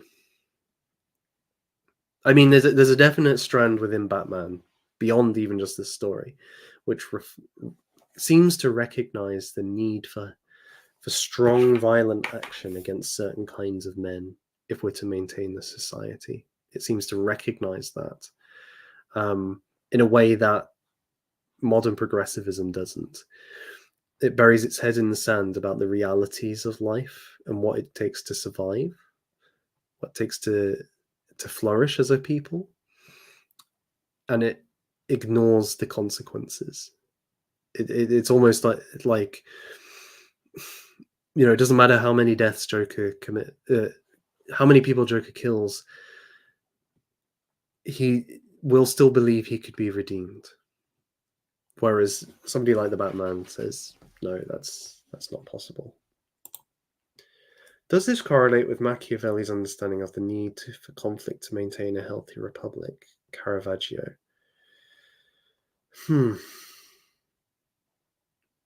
I mean, a charismatic form of government does lend itself to that, because if you're rooting authority in individuals rather than a system governed by rules, then it allows for rivals to clash with one another to take that place as the charismatic leader, and thus those who are strongest in various ways are going to emerge as the victors. We see this with Batman and the mutant gang leader. Batman, although he's physically not stronger, he has to develop a strategy which will enable him to defeat a stronger foe, thereby showing his prominence and his right to rule, his being a better leader than his opponent. So I do think, whereas a bureaucratic system, by its very nature, seeks to eradicate conflict, because that would destabilize the rule-based system. And we can see then that becomes unhealthy and stale to such an extent where it's hard to apply it within a situation. It actually becomes detrimental to those specific contexts, because the rules just cannot qualify for every situation. So I do think there is definitely something in that. And I would say more broadly, I think, well, there's two things that I've spoken on elsewhere, so I won't spell them out. But I think struggle is the heart of who we are. We need to struggle. It's the key to developing virtue. But I also think conflict is part of that too. It's not just struggling, it's actually being in conflict with others forces you to it forces the individual to develop strengths, or they will fall. And it is often the engine by which innovation and creativity take place. I think of people like the Romantics or the pre-Raphaelite Brotherhood. They were countercultural movements reacting against the main strands of technological development within industrial Britain. They They don't exist if everybody agrees with them. They don't produce their art if society stays rural and pre-industrial. It's only because things happened which they disagreed with that they produced some of the greatest art of the 19th century. Now, so that's a kind of funny position in a way, because you might think in one sense, well, actually things turned out badly for them. On the other hand, if we hadn't had industrialization, we wouldn't have got the print shop of William Morris, the works of John Ruskin, and so on. There is an argument to be said, actually, the conflict allowed for something magnificent to be brought into being, a vision of life which was being attacked, even even though those involved would have maybe have preferred not to have had that conflict. So I can see that a healthy society is produced by conflict, for sure. Duke Valentino, can you discuss the master slave morality theme, which is featured heavily in the Batman universe? I think I've already touched on that, so I'll move on. Herlock Sholmes. Not everyone wants change. Can't force the Joker to change if he doesn't want to change. This is very true. If the Joker or Harvey Dent isn't interested in change, then trying to force them to is a waste of time. And actually, you're you could be putting those resources elsewhere. I think also as well, there's an even further point, which is that people may want to change but are still unable to change, and that is perhaps the most terrifying prospect. You see this in Christian theology, the idea that people cannot be transformed. They can't have their minds and hearts brought towards God unless God brings them that way. That's certainly a strong view within the Reformed tradition. And so you might have somebody like Judas who regrets betraying Christ, but is unable to repent of it because he has not been given the Holy Spirit. And so he ends up taking his own life. Or in Hamlet, Hamlet's uncle has a similar kind of attitude in life. It may just be impossible for some people to change, even if they really want to, because it's out with their control. That's a reality to be reckoned with. Thank you. Good to see so many people in the chat. Gotham is an anarcho-tyranny. I was thinking about this earlier. So for those who don't know, an anarcho-tyranny, it's a term developed by Sam Francis. It's this idea that on the one hand, you will have a government who micromanages, oppresses ordinary people by kind of burrowing into their lives and trying to dictate everything that they do. So the slightest infraction brings them a prison sentence. So for example, tweeting the wrong thing would get you sent to jail. That might be such a tyrannical act. At the same time, they do not punish the criminal element within their societies. Indeed, they actually protect and encourage such criminality, thereby creating an anarchic situation. And so what you get is this situation where the ordinary individual feels totally kind of harassed, both by the system and by the criminal element, and unable to do anything about it. They'll be punished if they react. So Gotham can seem like an anarcho-tyranny. I think though the police force don't seem to be on board with it. They do genuinely want to stop the criminals, but they're unable to. They don't have the manpower. It's more the politicians who want Batman stopped. And so perhaps they are the real purveyors of the anarcho-tyranny within Gotham. It certainly seems the case, though, that they're more worried about a vigilante than they are with murderers and psychopaths wrecking the city. So it's definitely a factor, and I think many of us can relate or can think of examples in our own towns, cities, countries, which map on very well to living in somewhere like Gotham.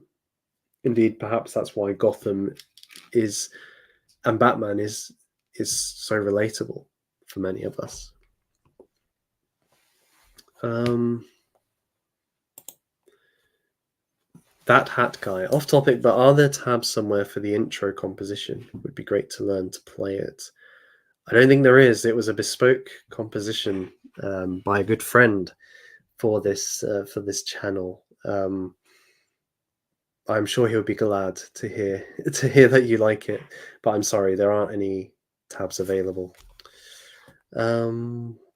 We have if Keir Starmer were police commissioner in Gotham, he would want Batman arrested too. Of course he would, of course. But perhaps there's another point I haven't made, but I think it's an important point. Those in power do not want rivals. They definitely don't want people undermining their authority. And so, by the logic of power, most people, rulers would not want Batman about, even if he's bringing justice. Why? Because it undermines their power base. It raises a question mark against the authority of the state, the authority of the police, and so on. And it encourages others, as we see within this story, to break out from those systems of control and take charge of their own lives. And they don't want that. They want to be in charge of their lives. So, whilst I have no doubt Starmer would want Batman arrested, in a way, I can't think of a single politician who wouldn't want him arrested precisely for that reason, because he stands against their governance. He undermines their legitimacy. So, if you can think of an example of a president, prime minister, whoever who would, then I'll be open to that. I mean, I think, see, Bukele might be somebody who you would say, and in many ways, he is like a Batman figure in terms of he's taken decisive action. He's redirected the authorities to stamping out the criminal element. He's gone beyond kind of due process and just arrested anyone who the police judged to be of a criminal mind. So they who are gangsters and so on. And like Batman, they may have authority, like a legitimate reason to arrest most of these people. But nonetheless, they're moving beyond a kind of normal Western due process approach and kind of stepping beyond accountability, albeit he still exists in a democratic system. But there's two things. One is that he's working through the system rather than outside of it, and that is important. He is the leader of the country. He's using the courts. He's using the police. He's not a vigilante.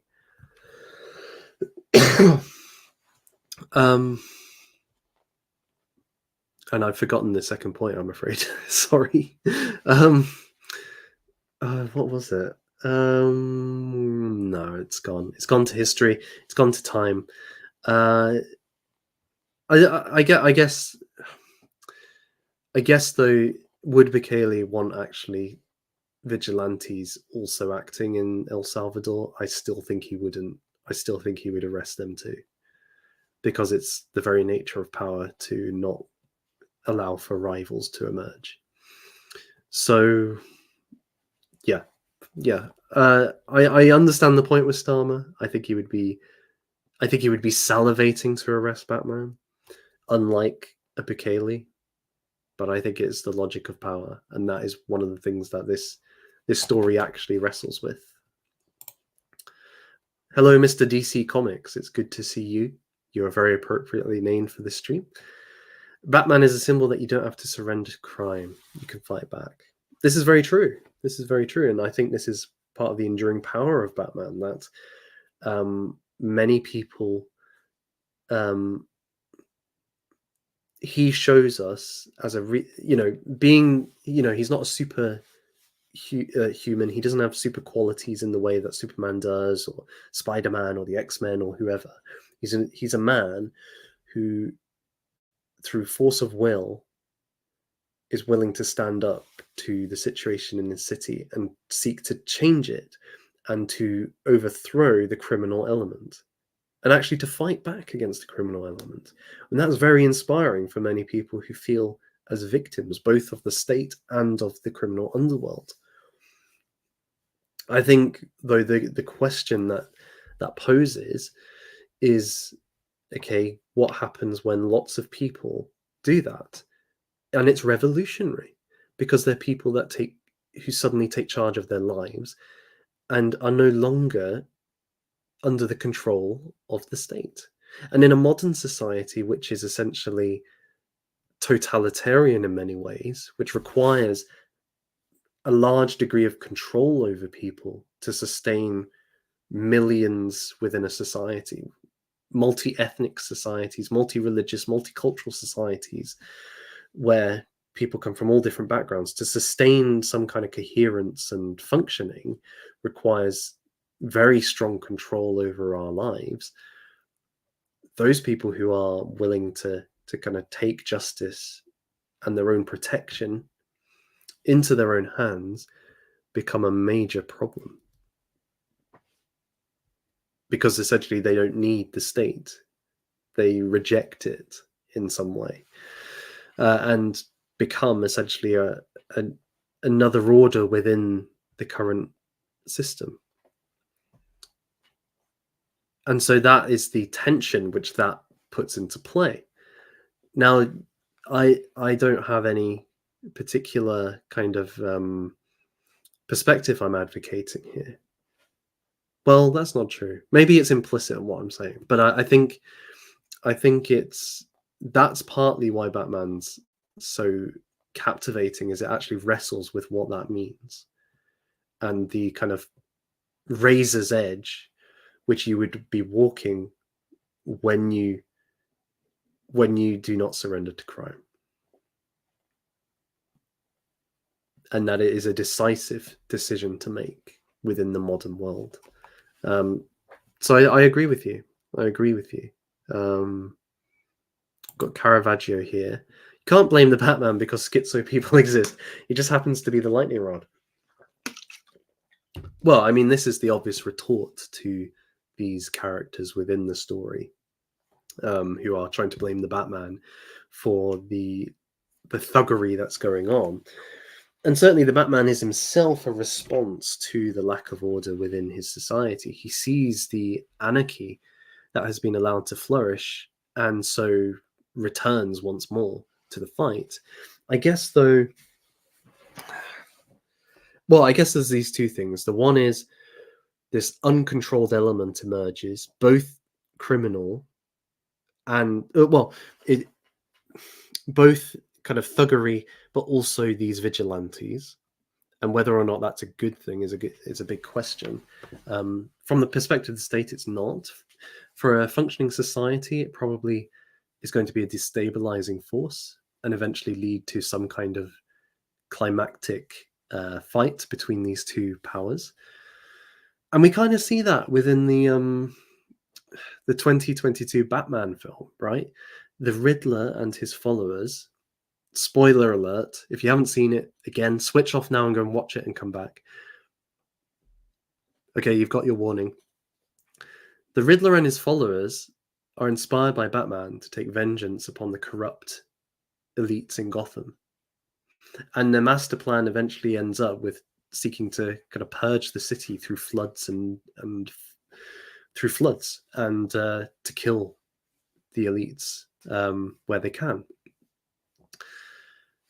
Now, these elites may deserve it, and indeed, I think in a cut scene, there's a suggestion from the Joker that the Batman is some.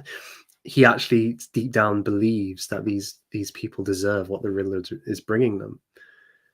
But it's not a good thing to have, the lowlifes like the Riddler's followers going around shooting up whoever they deem to be uh, unworthy and criminal and corrupt and evil.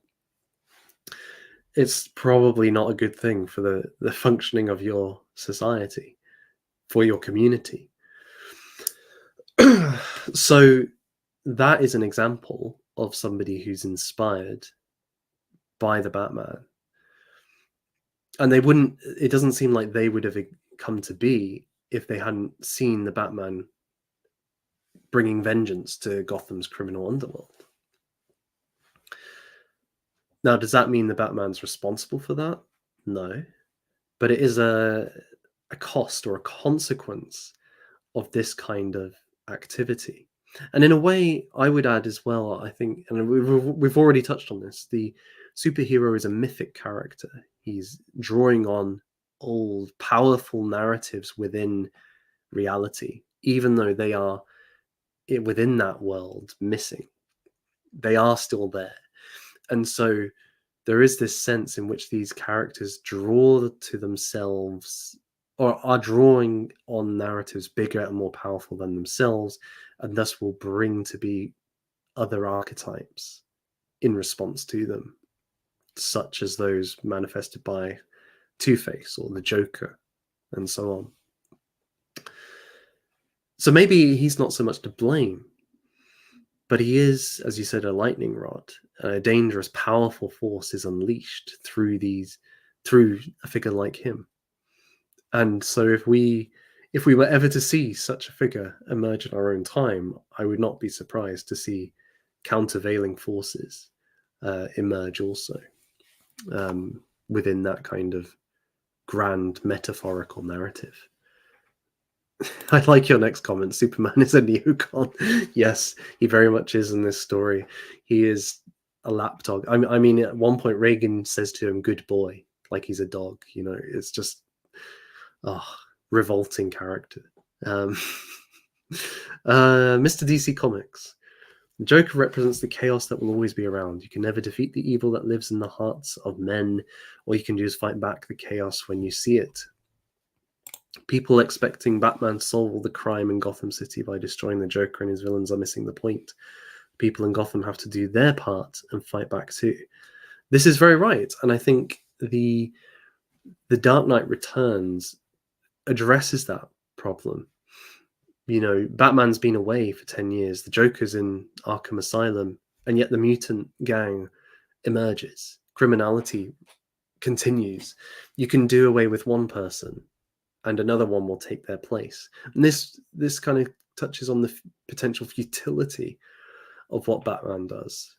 He can defeat the Joker, he can defeat Harvey Dent, but next week there'll be another villain. And even if you try to overturn the systems that are in place, it seems almost impossible for one man to really do away with crime, with the criminal element, which is both in society and within ourselves. And to try and think we can do away with it, as I said earlier, is to ignore a fundamental part of human nature.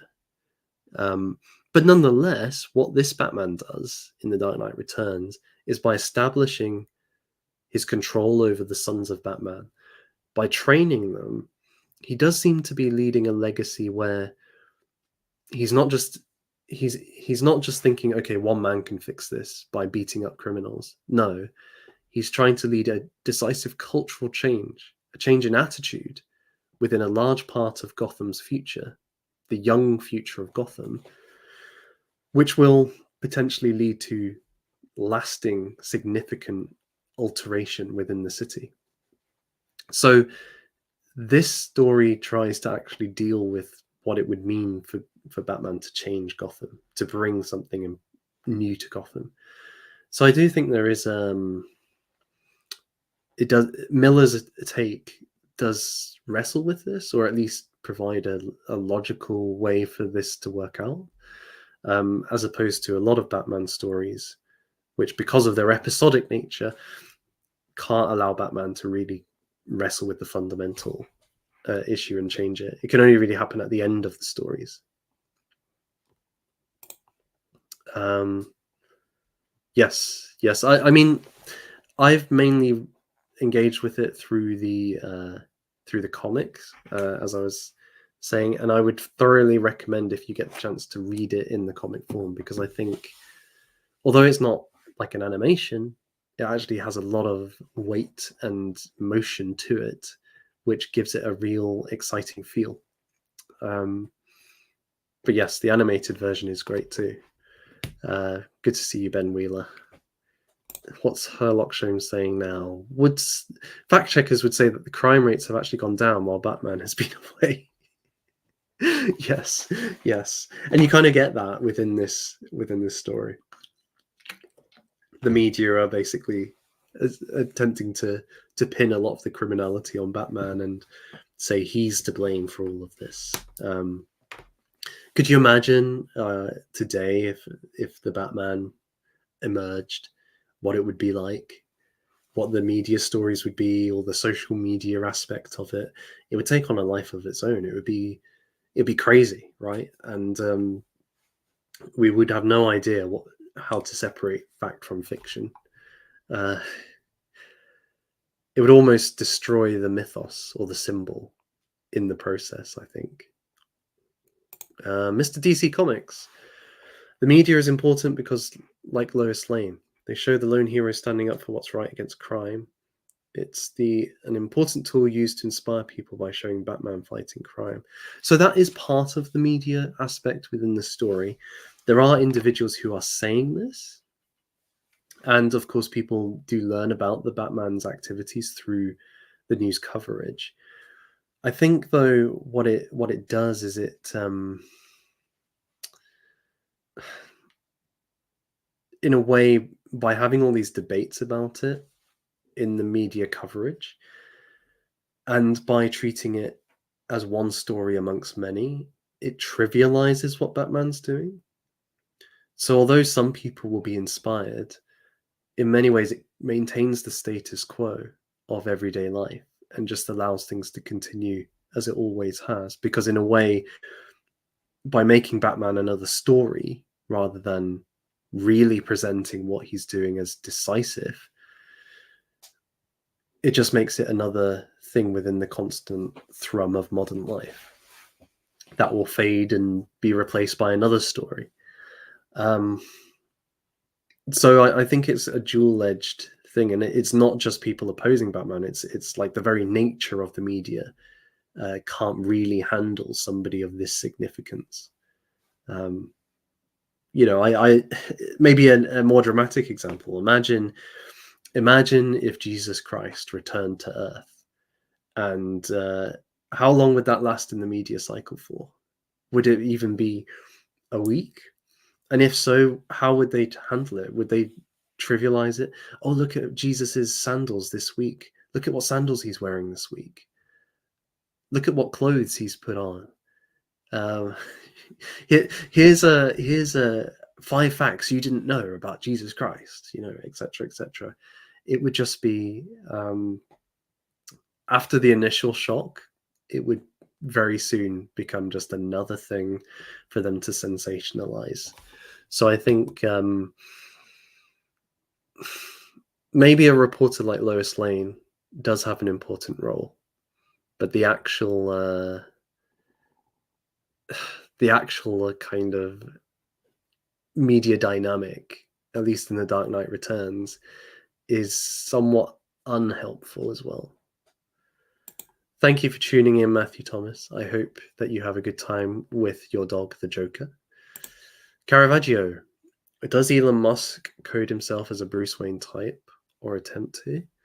I mean, he definitely is playing that role of the billionaire who wants to make a positive difference in his city, or in his country, I should say, in the West, really.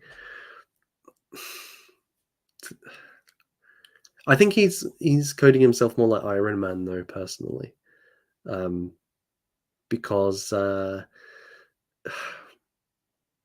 Iron Man very much establishes himself as developing technology which will help society.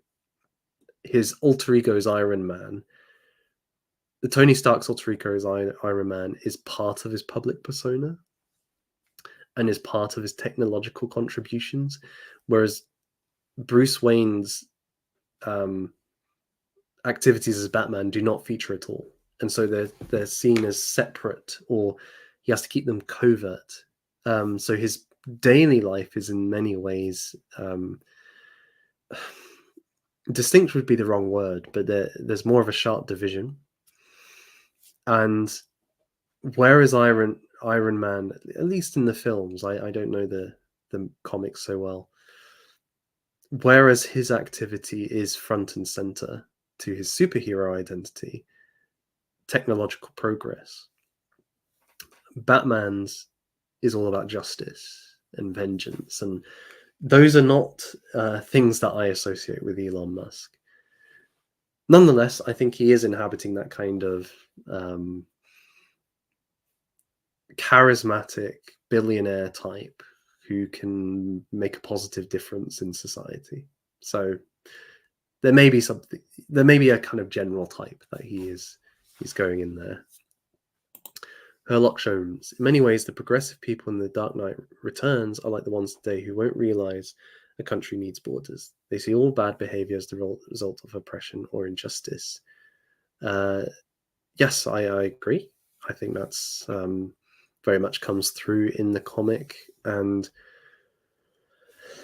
I wouldn't even say borders. I think it's because Batman's not defending a border as such, geographical border, I should say. It's more even just internally who you allow to be part of society, who you trust to function within it.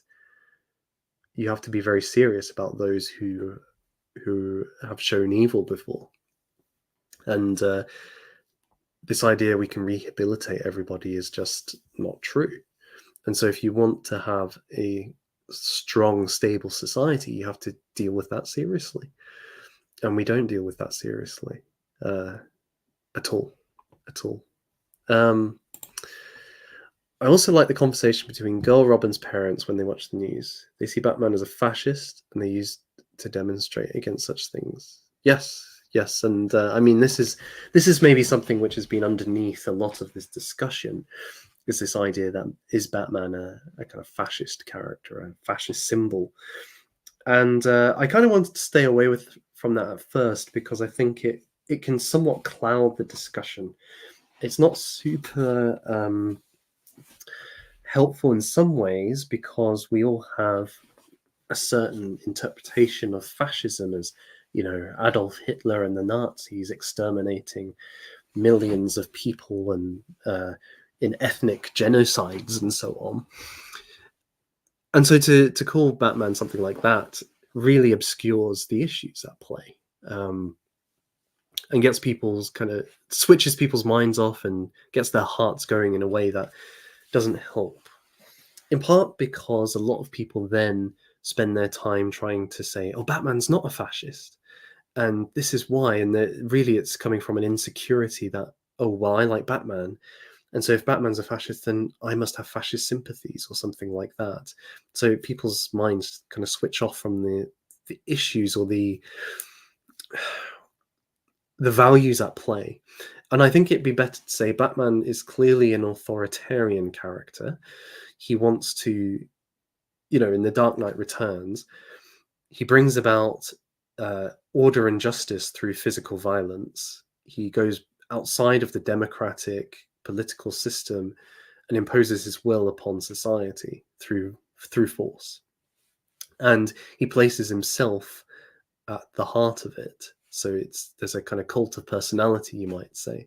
So there are definitely elements which correspond to a fascist state like Italy or Germany in the early 20th century.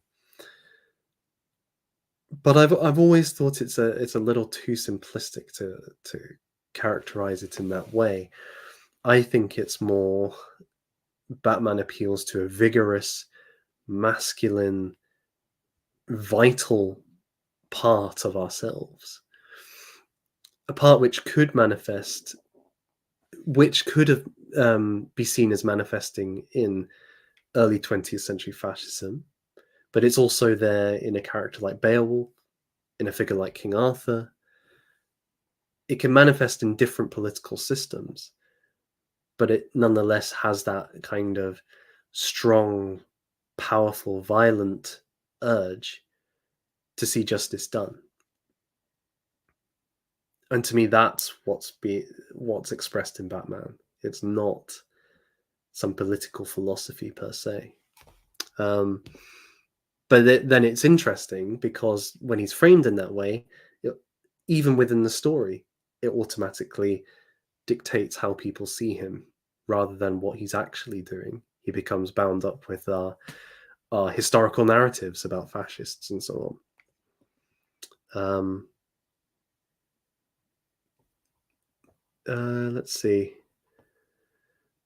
See, now you guys have commented while I've been giving these replies to comments, so I'm unsure which comments you're replying to. But I appreciate you saying, replying.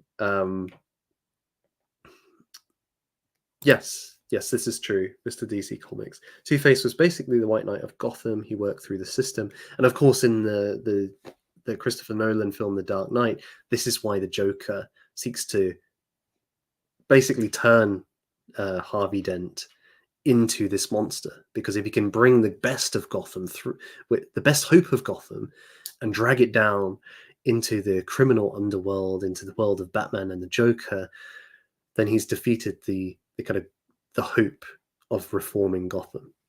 Well, he does manage to do that, and it comes.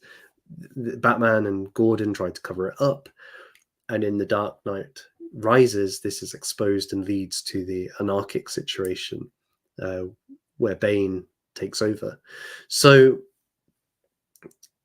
again, you might even see that as a comment that actually, okay, even the best of us fall, even the best hope of reforming through this system didn't work. It was dragged down into the monstrous, into the wicked, into the evil.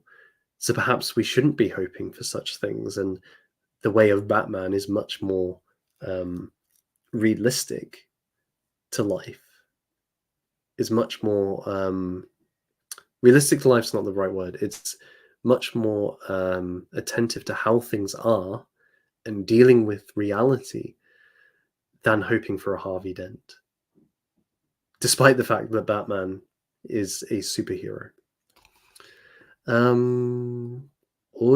Orgison. That is a very interesting name. You always need a decision maker above the law.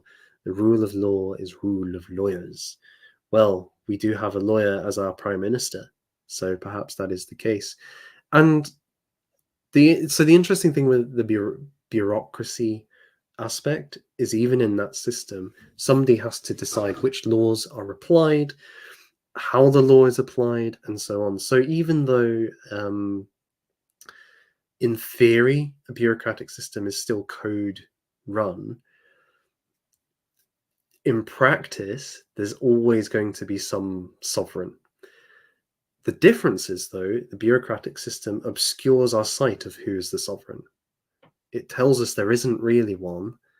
It hides them behind the office of officials. But in practice, some of those officials are going to be making the key decisions based on their personal judgment and desires for power and so on, under the rubric of law. And this creates this very frustrating dynamic, I think, for many of us, where it's almost impossible to actually hold these people to account because they hide behind the codes and regulations that they cite, despite the fact that they're abusing the principles that underpin those regulations. And so they want you to fight over regulation rather than with their decisions. So yes, I think there's some truth to that. Call of the Shield Maiden. So is Batman based, but it's made by woke people. How does this work? Well, I don't think that's totally fair. Made by woke people. Well, remember, woke is something which emerged in the last 10, 15 years as a thing. You know, this intersectional, critical theory, particularly around race and gender and so on. Those ideas have their origins in earlier periods, but as a cultural movement, woke is relatively recent. And so something like this story, it predates all the woke stuff. It's written by a guy called Frank Miller, who I believe has stated his political opinion as libertarian. So that isn't, he's not necessarily super reactionary, but he's also not going to be super woke. But I think the material of Batman, and this is a point academic agents made, the material of Batman is inherently traditional and right wing because of its limited view of human nature, in that it can't always be reformed, in its emphasis upon vigilantism as being a viable response to evil within one's community. That's tapping into kind of Nietzschean master moralities and a sense of hierarchy. I mean, this story basically in one reading could be presenting those who are willing to take power by their strength have the right to rule, such as Batman. That's not a left-wing perspective. That's a very elite kind of monarchist, a form of monarchism. So I think that inherently the Batman story is incredibly traditional and reactionary and so on, even if those who write it are not and try to change it. They would have to undo so much of it to be able to tell a woke version of Batman. I mean, it would be unrecognizable. I think that's the thing.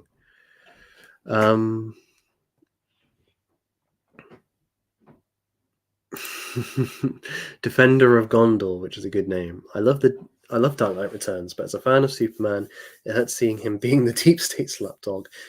Indeed, it really does. It's probably the thing I really it makes me feel the most angry in the story, is seeing this great being reduced to Ronald Reagan's pet dog.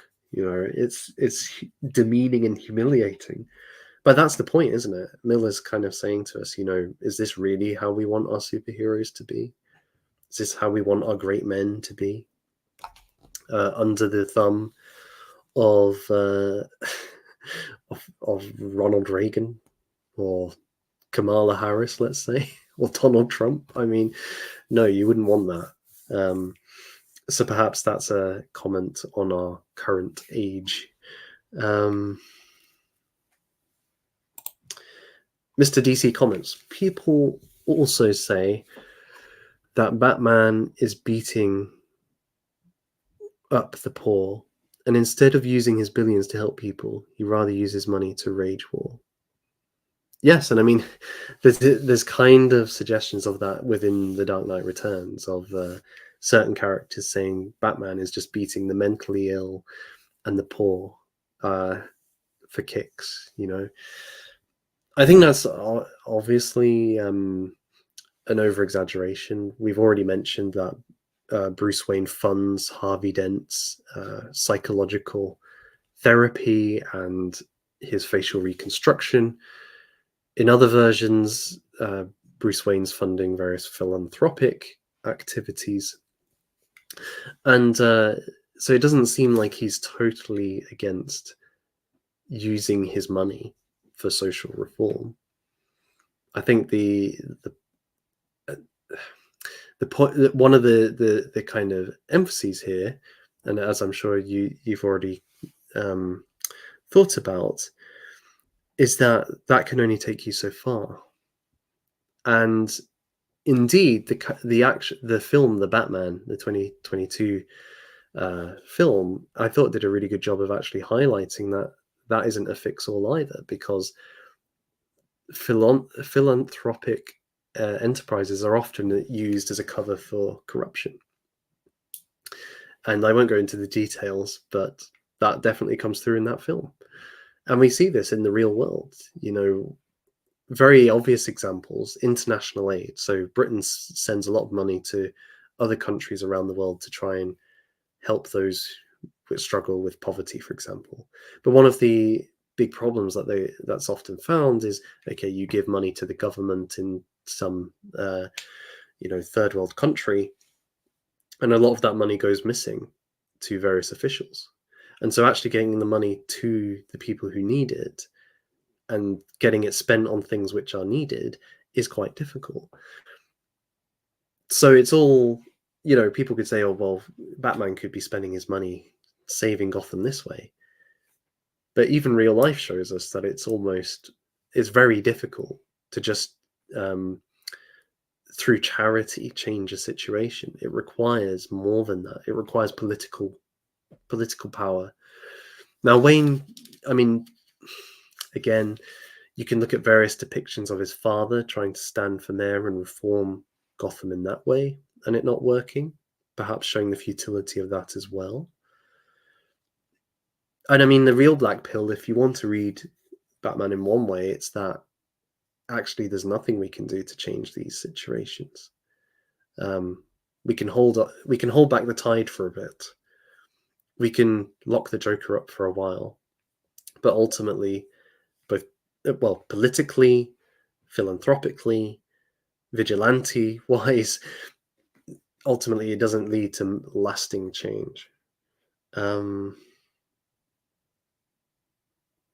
don't know. I think that's why I like this version, The Dark Knight Returns, because it actually does lead on a hopeful note that perhaps through the Sons of Batman there can be a genuine change in Gotham. I don't know. Maybe that's just wishful thinking. I don't know. Caravaggio. The latest Batman movie was definitely woke. Maybe that is what the Shield Maiden is referring to. Oh, okay. I mean, there were definitely woke elements within that film. There's a line from Catwoman where she basically kind of attacks white men as being evil. There's all of the villains are white men, whereas the heroes are a kind of multi-ethnic coalition. So there definitely is aspects of it which were woke. I think though that these were surface level. I don't think that the whole film, like the story, the plot, was particularly woke. It seemed in line more with the themes of Batman that we've been discussing. But yes, those elements were quite annoying, and to me, they didn't help the film.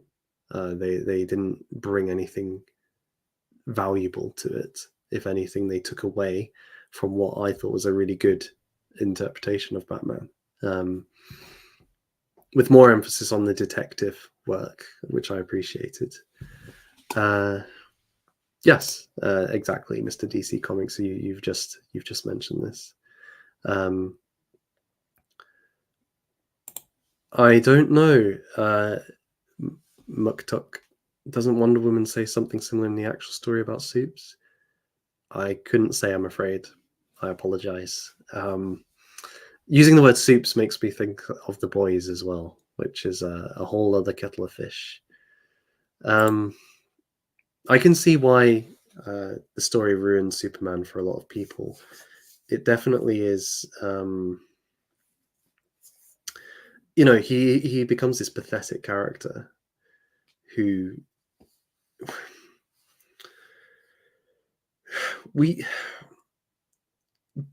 and in a way, Miller could have picked somebody else to do this with, demean to the level of servant of the American government. But I think he needed to show a stark enough contrast with somebody who's as significant as Batman, so who's taken the other path of compromise with the government, who's allowing for accountability with the government. Of course, and I think Batman says this at one point. Clark Kent, Superman, he can do what he wants. He can pretend that he's accountable to the US government, but in practice, he's not accountable. He's only there because he chooses to be there. And it's a bit of a lie on Superman's part to act as if um, Ronald Reagan really has control over him.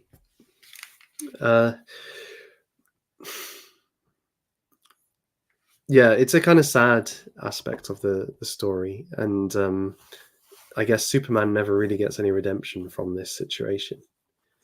He just carries on as before, which isn't good.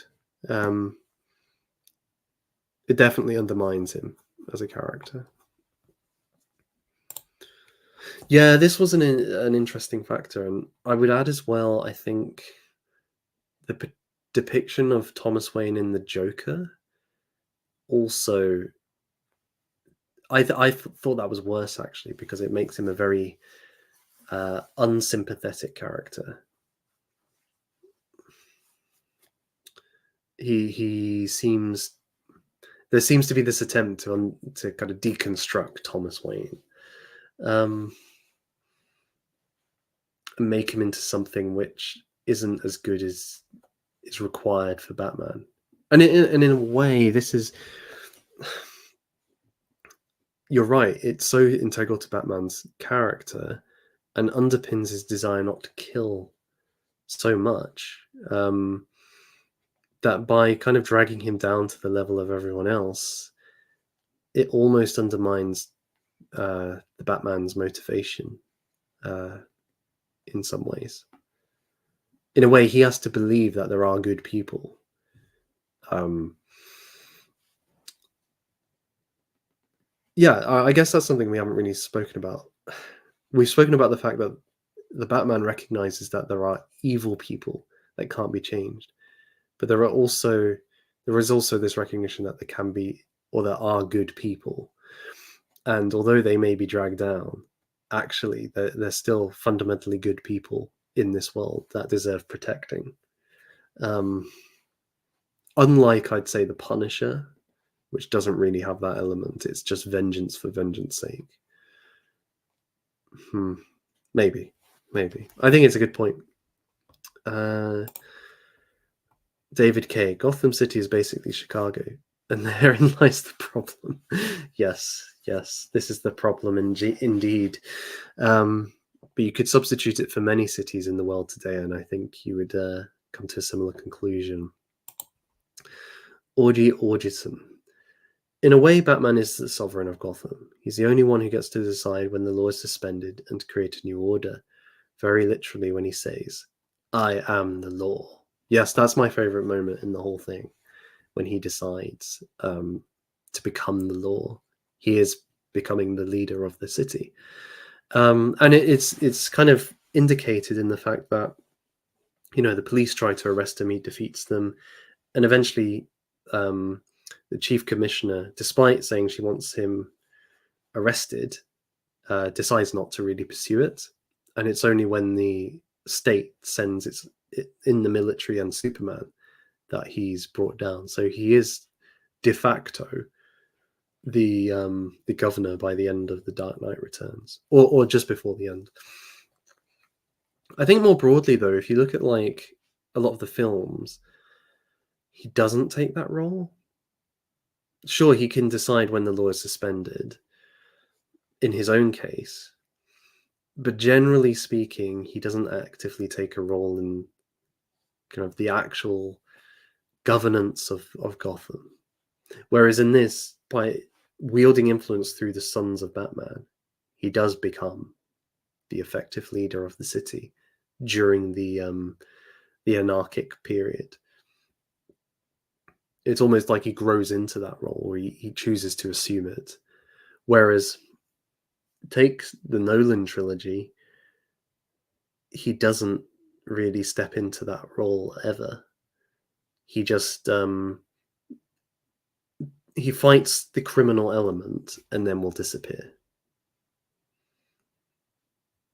So I think that's a different relationship. In a way, he's upholding the status quo as much as possible. He doesn't push his flagrance of the law to its logical kind of endpoint, which he does here.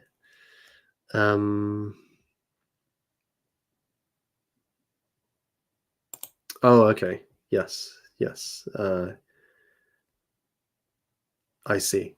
I see. Yeah, that makes sense. And I mean, you get the same thing in Marvel with the Captain America Civil War um, arc, but it never really goes very anywhere. They have the whole Age of Ultron kind of thing, which was it's Stark's attempt to remove superheroes from the equation by having a machine instead, which doesn't end too well. And then it's kind of forgotten about because Thanos comes along, and suddenly we recognize we need heroes anyway. So who cares about the accountability of them anymore? But they don't really maintain that issue, whereas it seems more central to the DC universe, which I respect a lot because it is dealing with okay, none of us are going to be Superman, but in theory, we could become ungovernable, right? So it's a question that we each have to ask for ourselves. Caravaggio, one of the best aspects of the Batman character is him defending his father's legacy, in my opinion. Yeah, I mean, I agree. There's that sense of he's upholding and living as best he can in the legacy of Thomas Wayne. I do think one thing I always find difficult with Batman is he doesn't have his own son. Like I guess through Robin, you have various child figures who relate to Batman as a father, but he doesn't carry on the Wayne name. Um, it's almost could be seen as a dereliction of duty. I think the thing with the sons of Batman is in a sense they carry on his legacy in a way that no child could, his true legacy. But there is something I mean it would in a way it would feel wrong if Batman had a family, right? It would undermine his character, this lone wanderer who's dedicated to fighting in the dark of the night against the criminal underworld. He needs to be that lonesome figure, almost like a Clint Eastwood in High Plains Drifter or something like that. But as a man, he's letting his bloodline end, and I don't know how I feel about that. Defender of Gondor, I like to think at the end when Superman hears Bruce, I like to think that when Clark hears Bruce's heartbeat and chooses to let the girl Robin dig him out and walk away, in that moment, Clark breaks away from the establishment. I don't know. That's just me. I mean, it's possible, and I think that would be great. But yes, I it's left open. It's not told what's going to happen next. So we can hope for Superman's sake that he broke away. He's definitely defying, right? He knows what Bruce Wayne's up to. So you're right that he allows for the sons of Batman to be trained by Bruce Wayne. Um, so in a sense, he is allowing for that to take place, and thus defying Reagan's orders. Um, yeah, I agree. I agree that it's possible. There's definitely some element of him which is not just following orders anymore. Holy weather. Whereas Arthur and Christ return to wear the crown eternally, Superman and Batman cycle through repeated return and abdication. Hmm. Yeah, I mean they definitely uh, the superhero is definitely a fighting a temporary battle and um, cannot be triumphant all forever.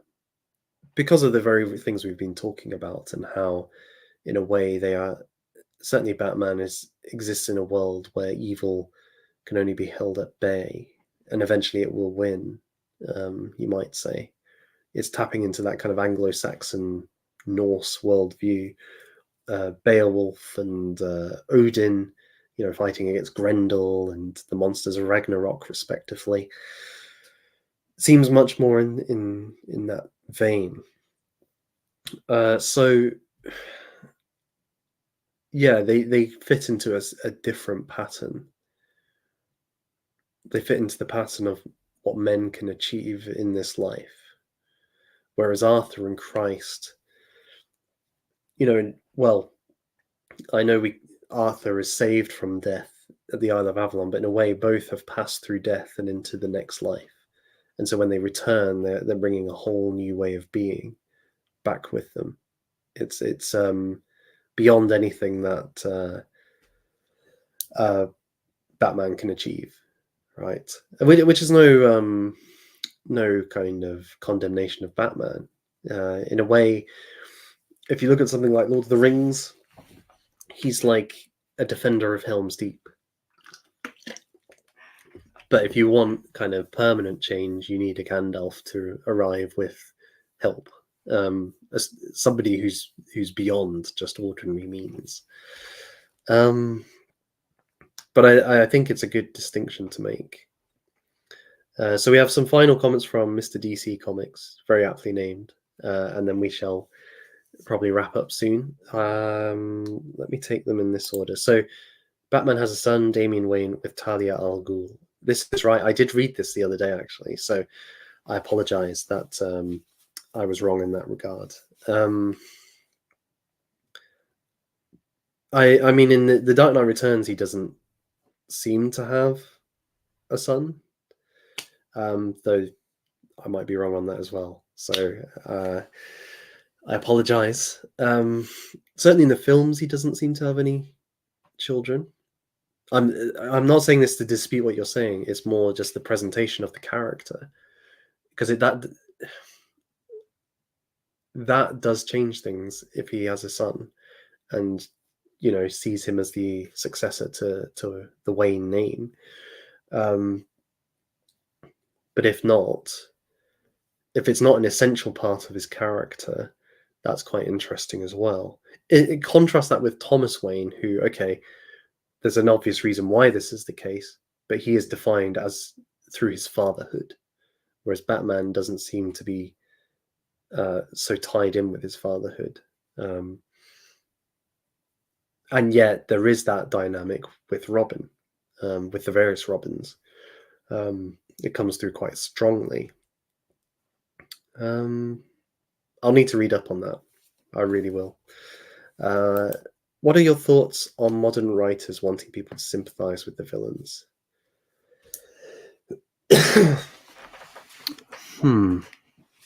That's a good question.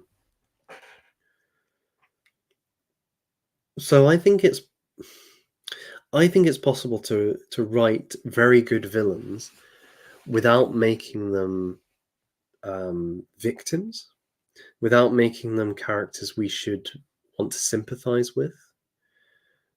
I think of somebody like, in a very extreme example, Emperor Palpatine. I don't think George Lucas wants us to sympathize with Palpatine at any point in the story, but we understand his motivations. He doesn't. We understand his motivations. We understand what drives him. We get the kind of magnetism of why he's drawn to that and why we're drawn to aspects of his character, but we don't sympathize with him. So it's possible to write somebody who is a compelling villain without, making them somebody we pity or identify with. And I think the attempt to make us sympathize with villains,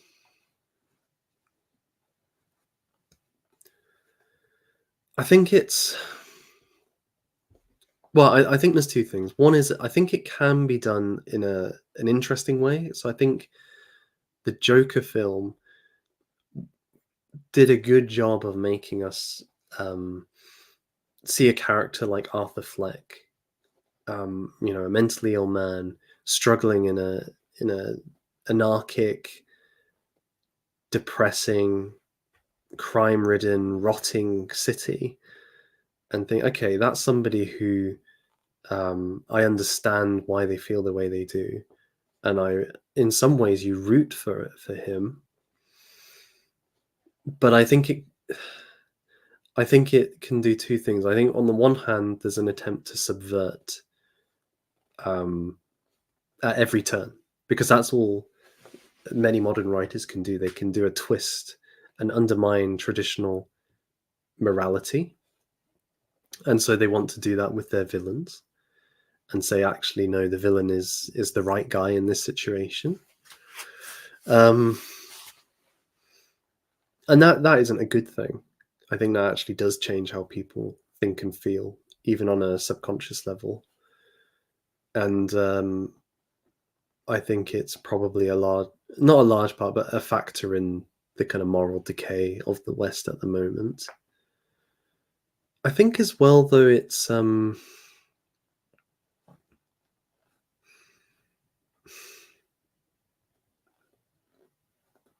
I think it comes from a kind of failure of imagination as well. And well, I've kind of mentioned that it's a failure to be able to imagine what a better world would look like, a world where Batman wins or something like that. It's in a way, it's wanting to exist in the status quo. But ironically, at the same time, the villains are often the ones who want the most change, and so they channel this. What they do with these villains is they channel the desire for change in these characters. But then, because these characters are so outrageous or violent, we have to kind of reject them at the same time. So again, the Joker film, it places the agency for change in him. And how does that erupt in him killing, people in a TV studio and inciting, well, inciting a riot might be too strong, because in a way they're just following him in that film, but or his example, and he's almost an excuse for them to riot. But yeah, that's a bit of a meandering answer. I appreciate, and that aspect, and it's something I would need to think more about.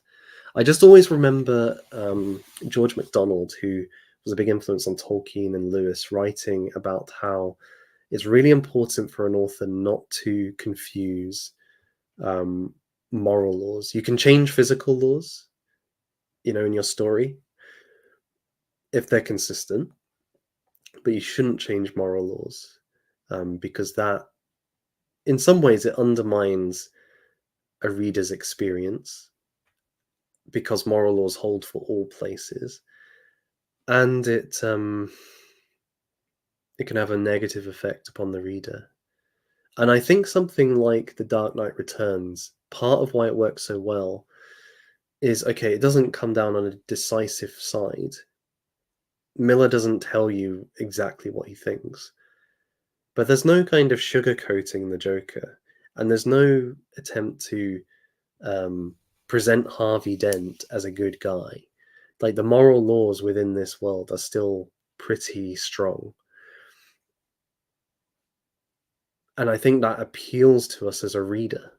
I think we intuit it, and it feels right, and so when we read these tales, we there's a certain concurrence with our moral sentiments.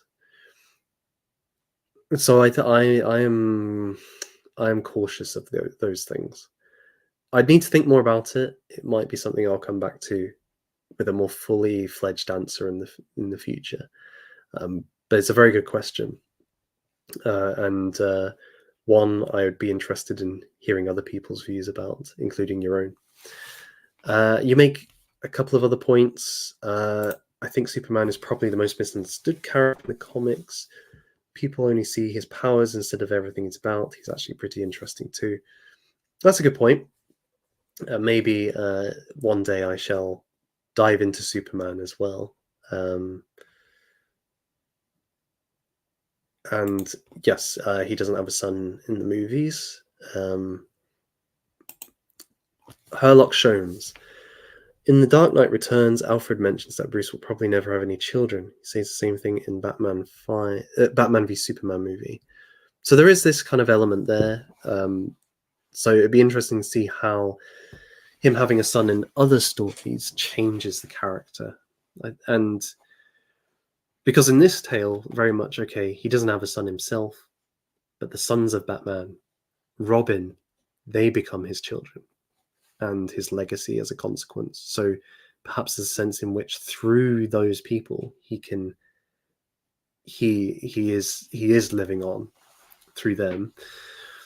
And there is a point in terms of war and adventure. These are not a family man's games. I think of the Lord of the Rings. Before, none of the main characters are married when they set out on the quest. It's only afterwards that Sam and Merry and Pippin settle down, and even Frodo, scarred spiritually, morally, and physically, he's never going to marry. Um, there is a sense in which the family life is not for those who are engaged in such activities.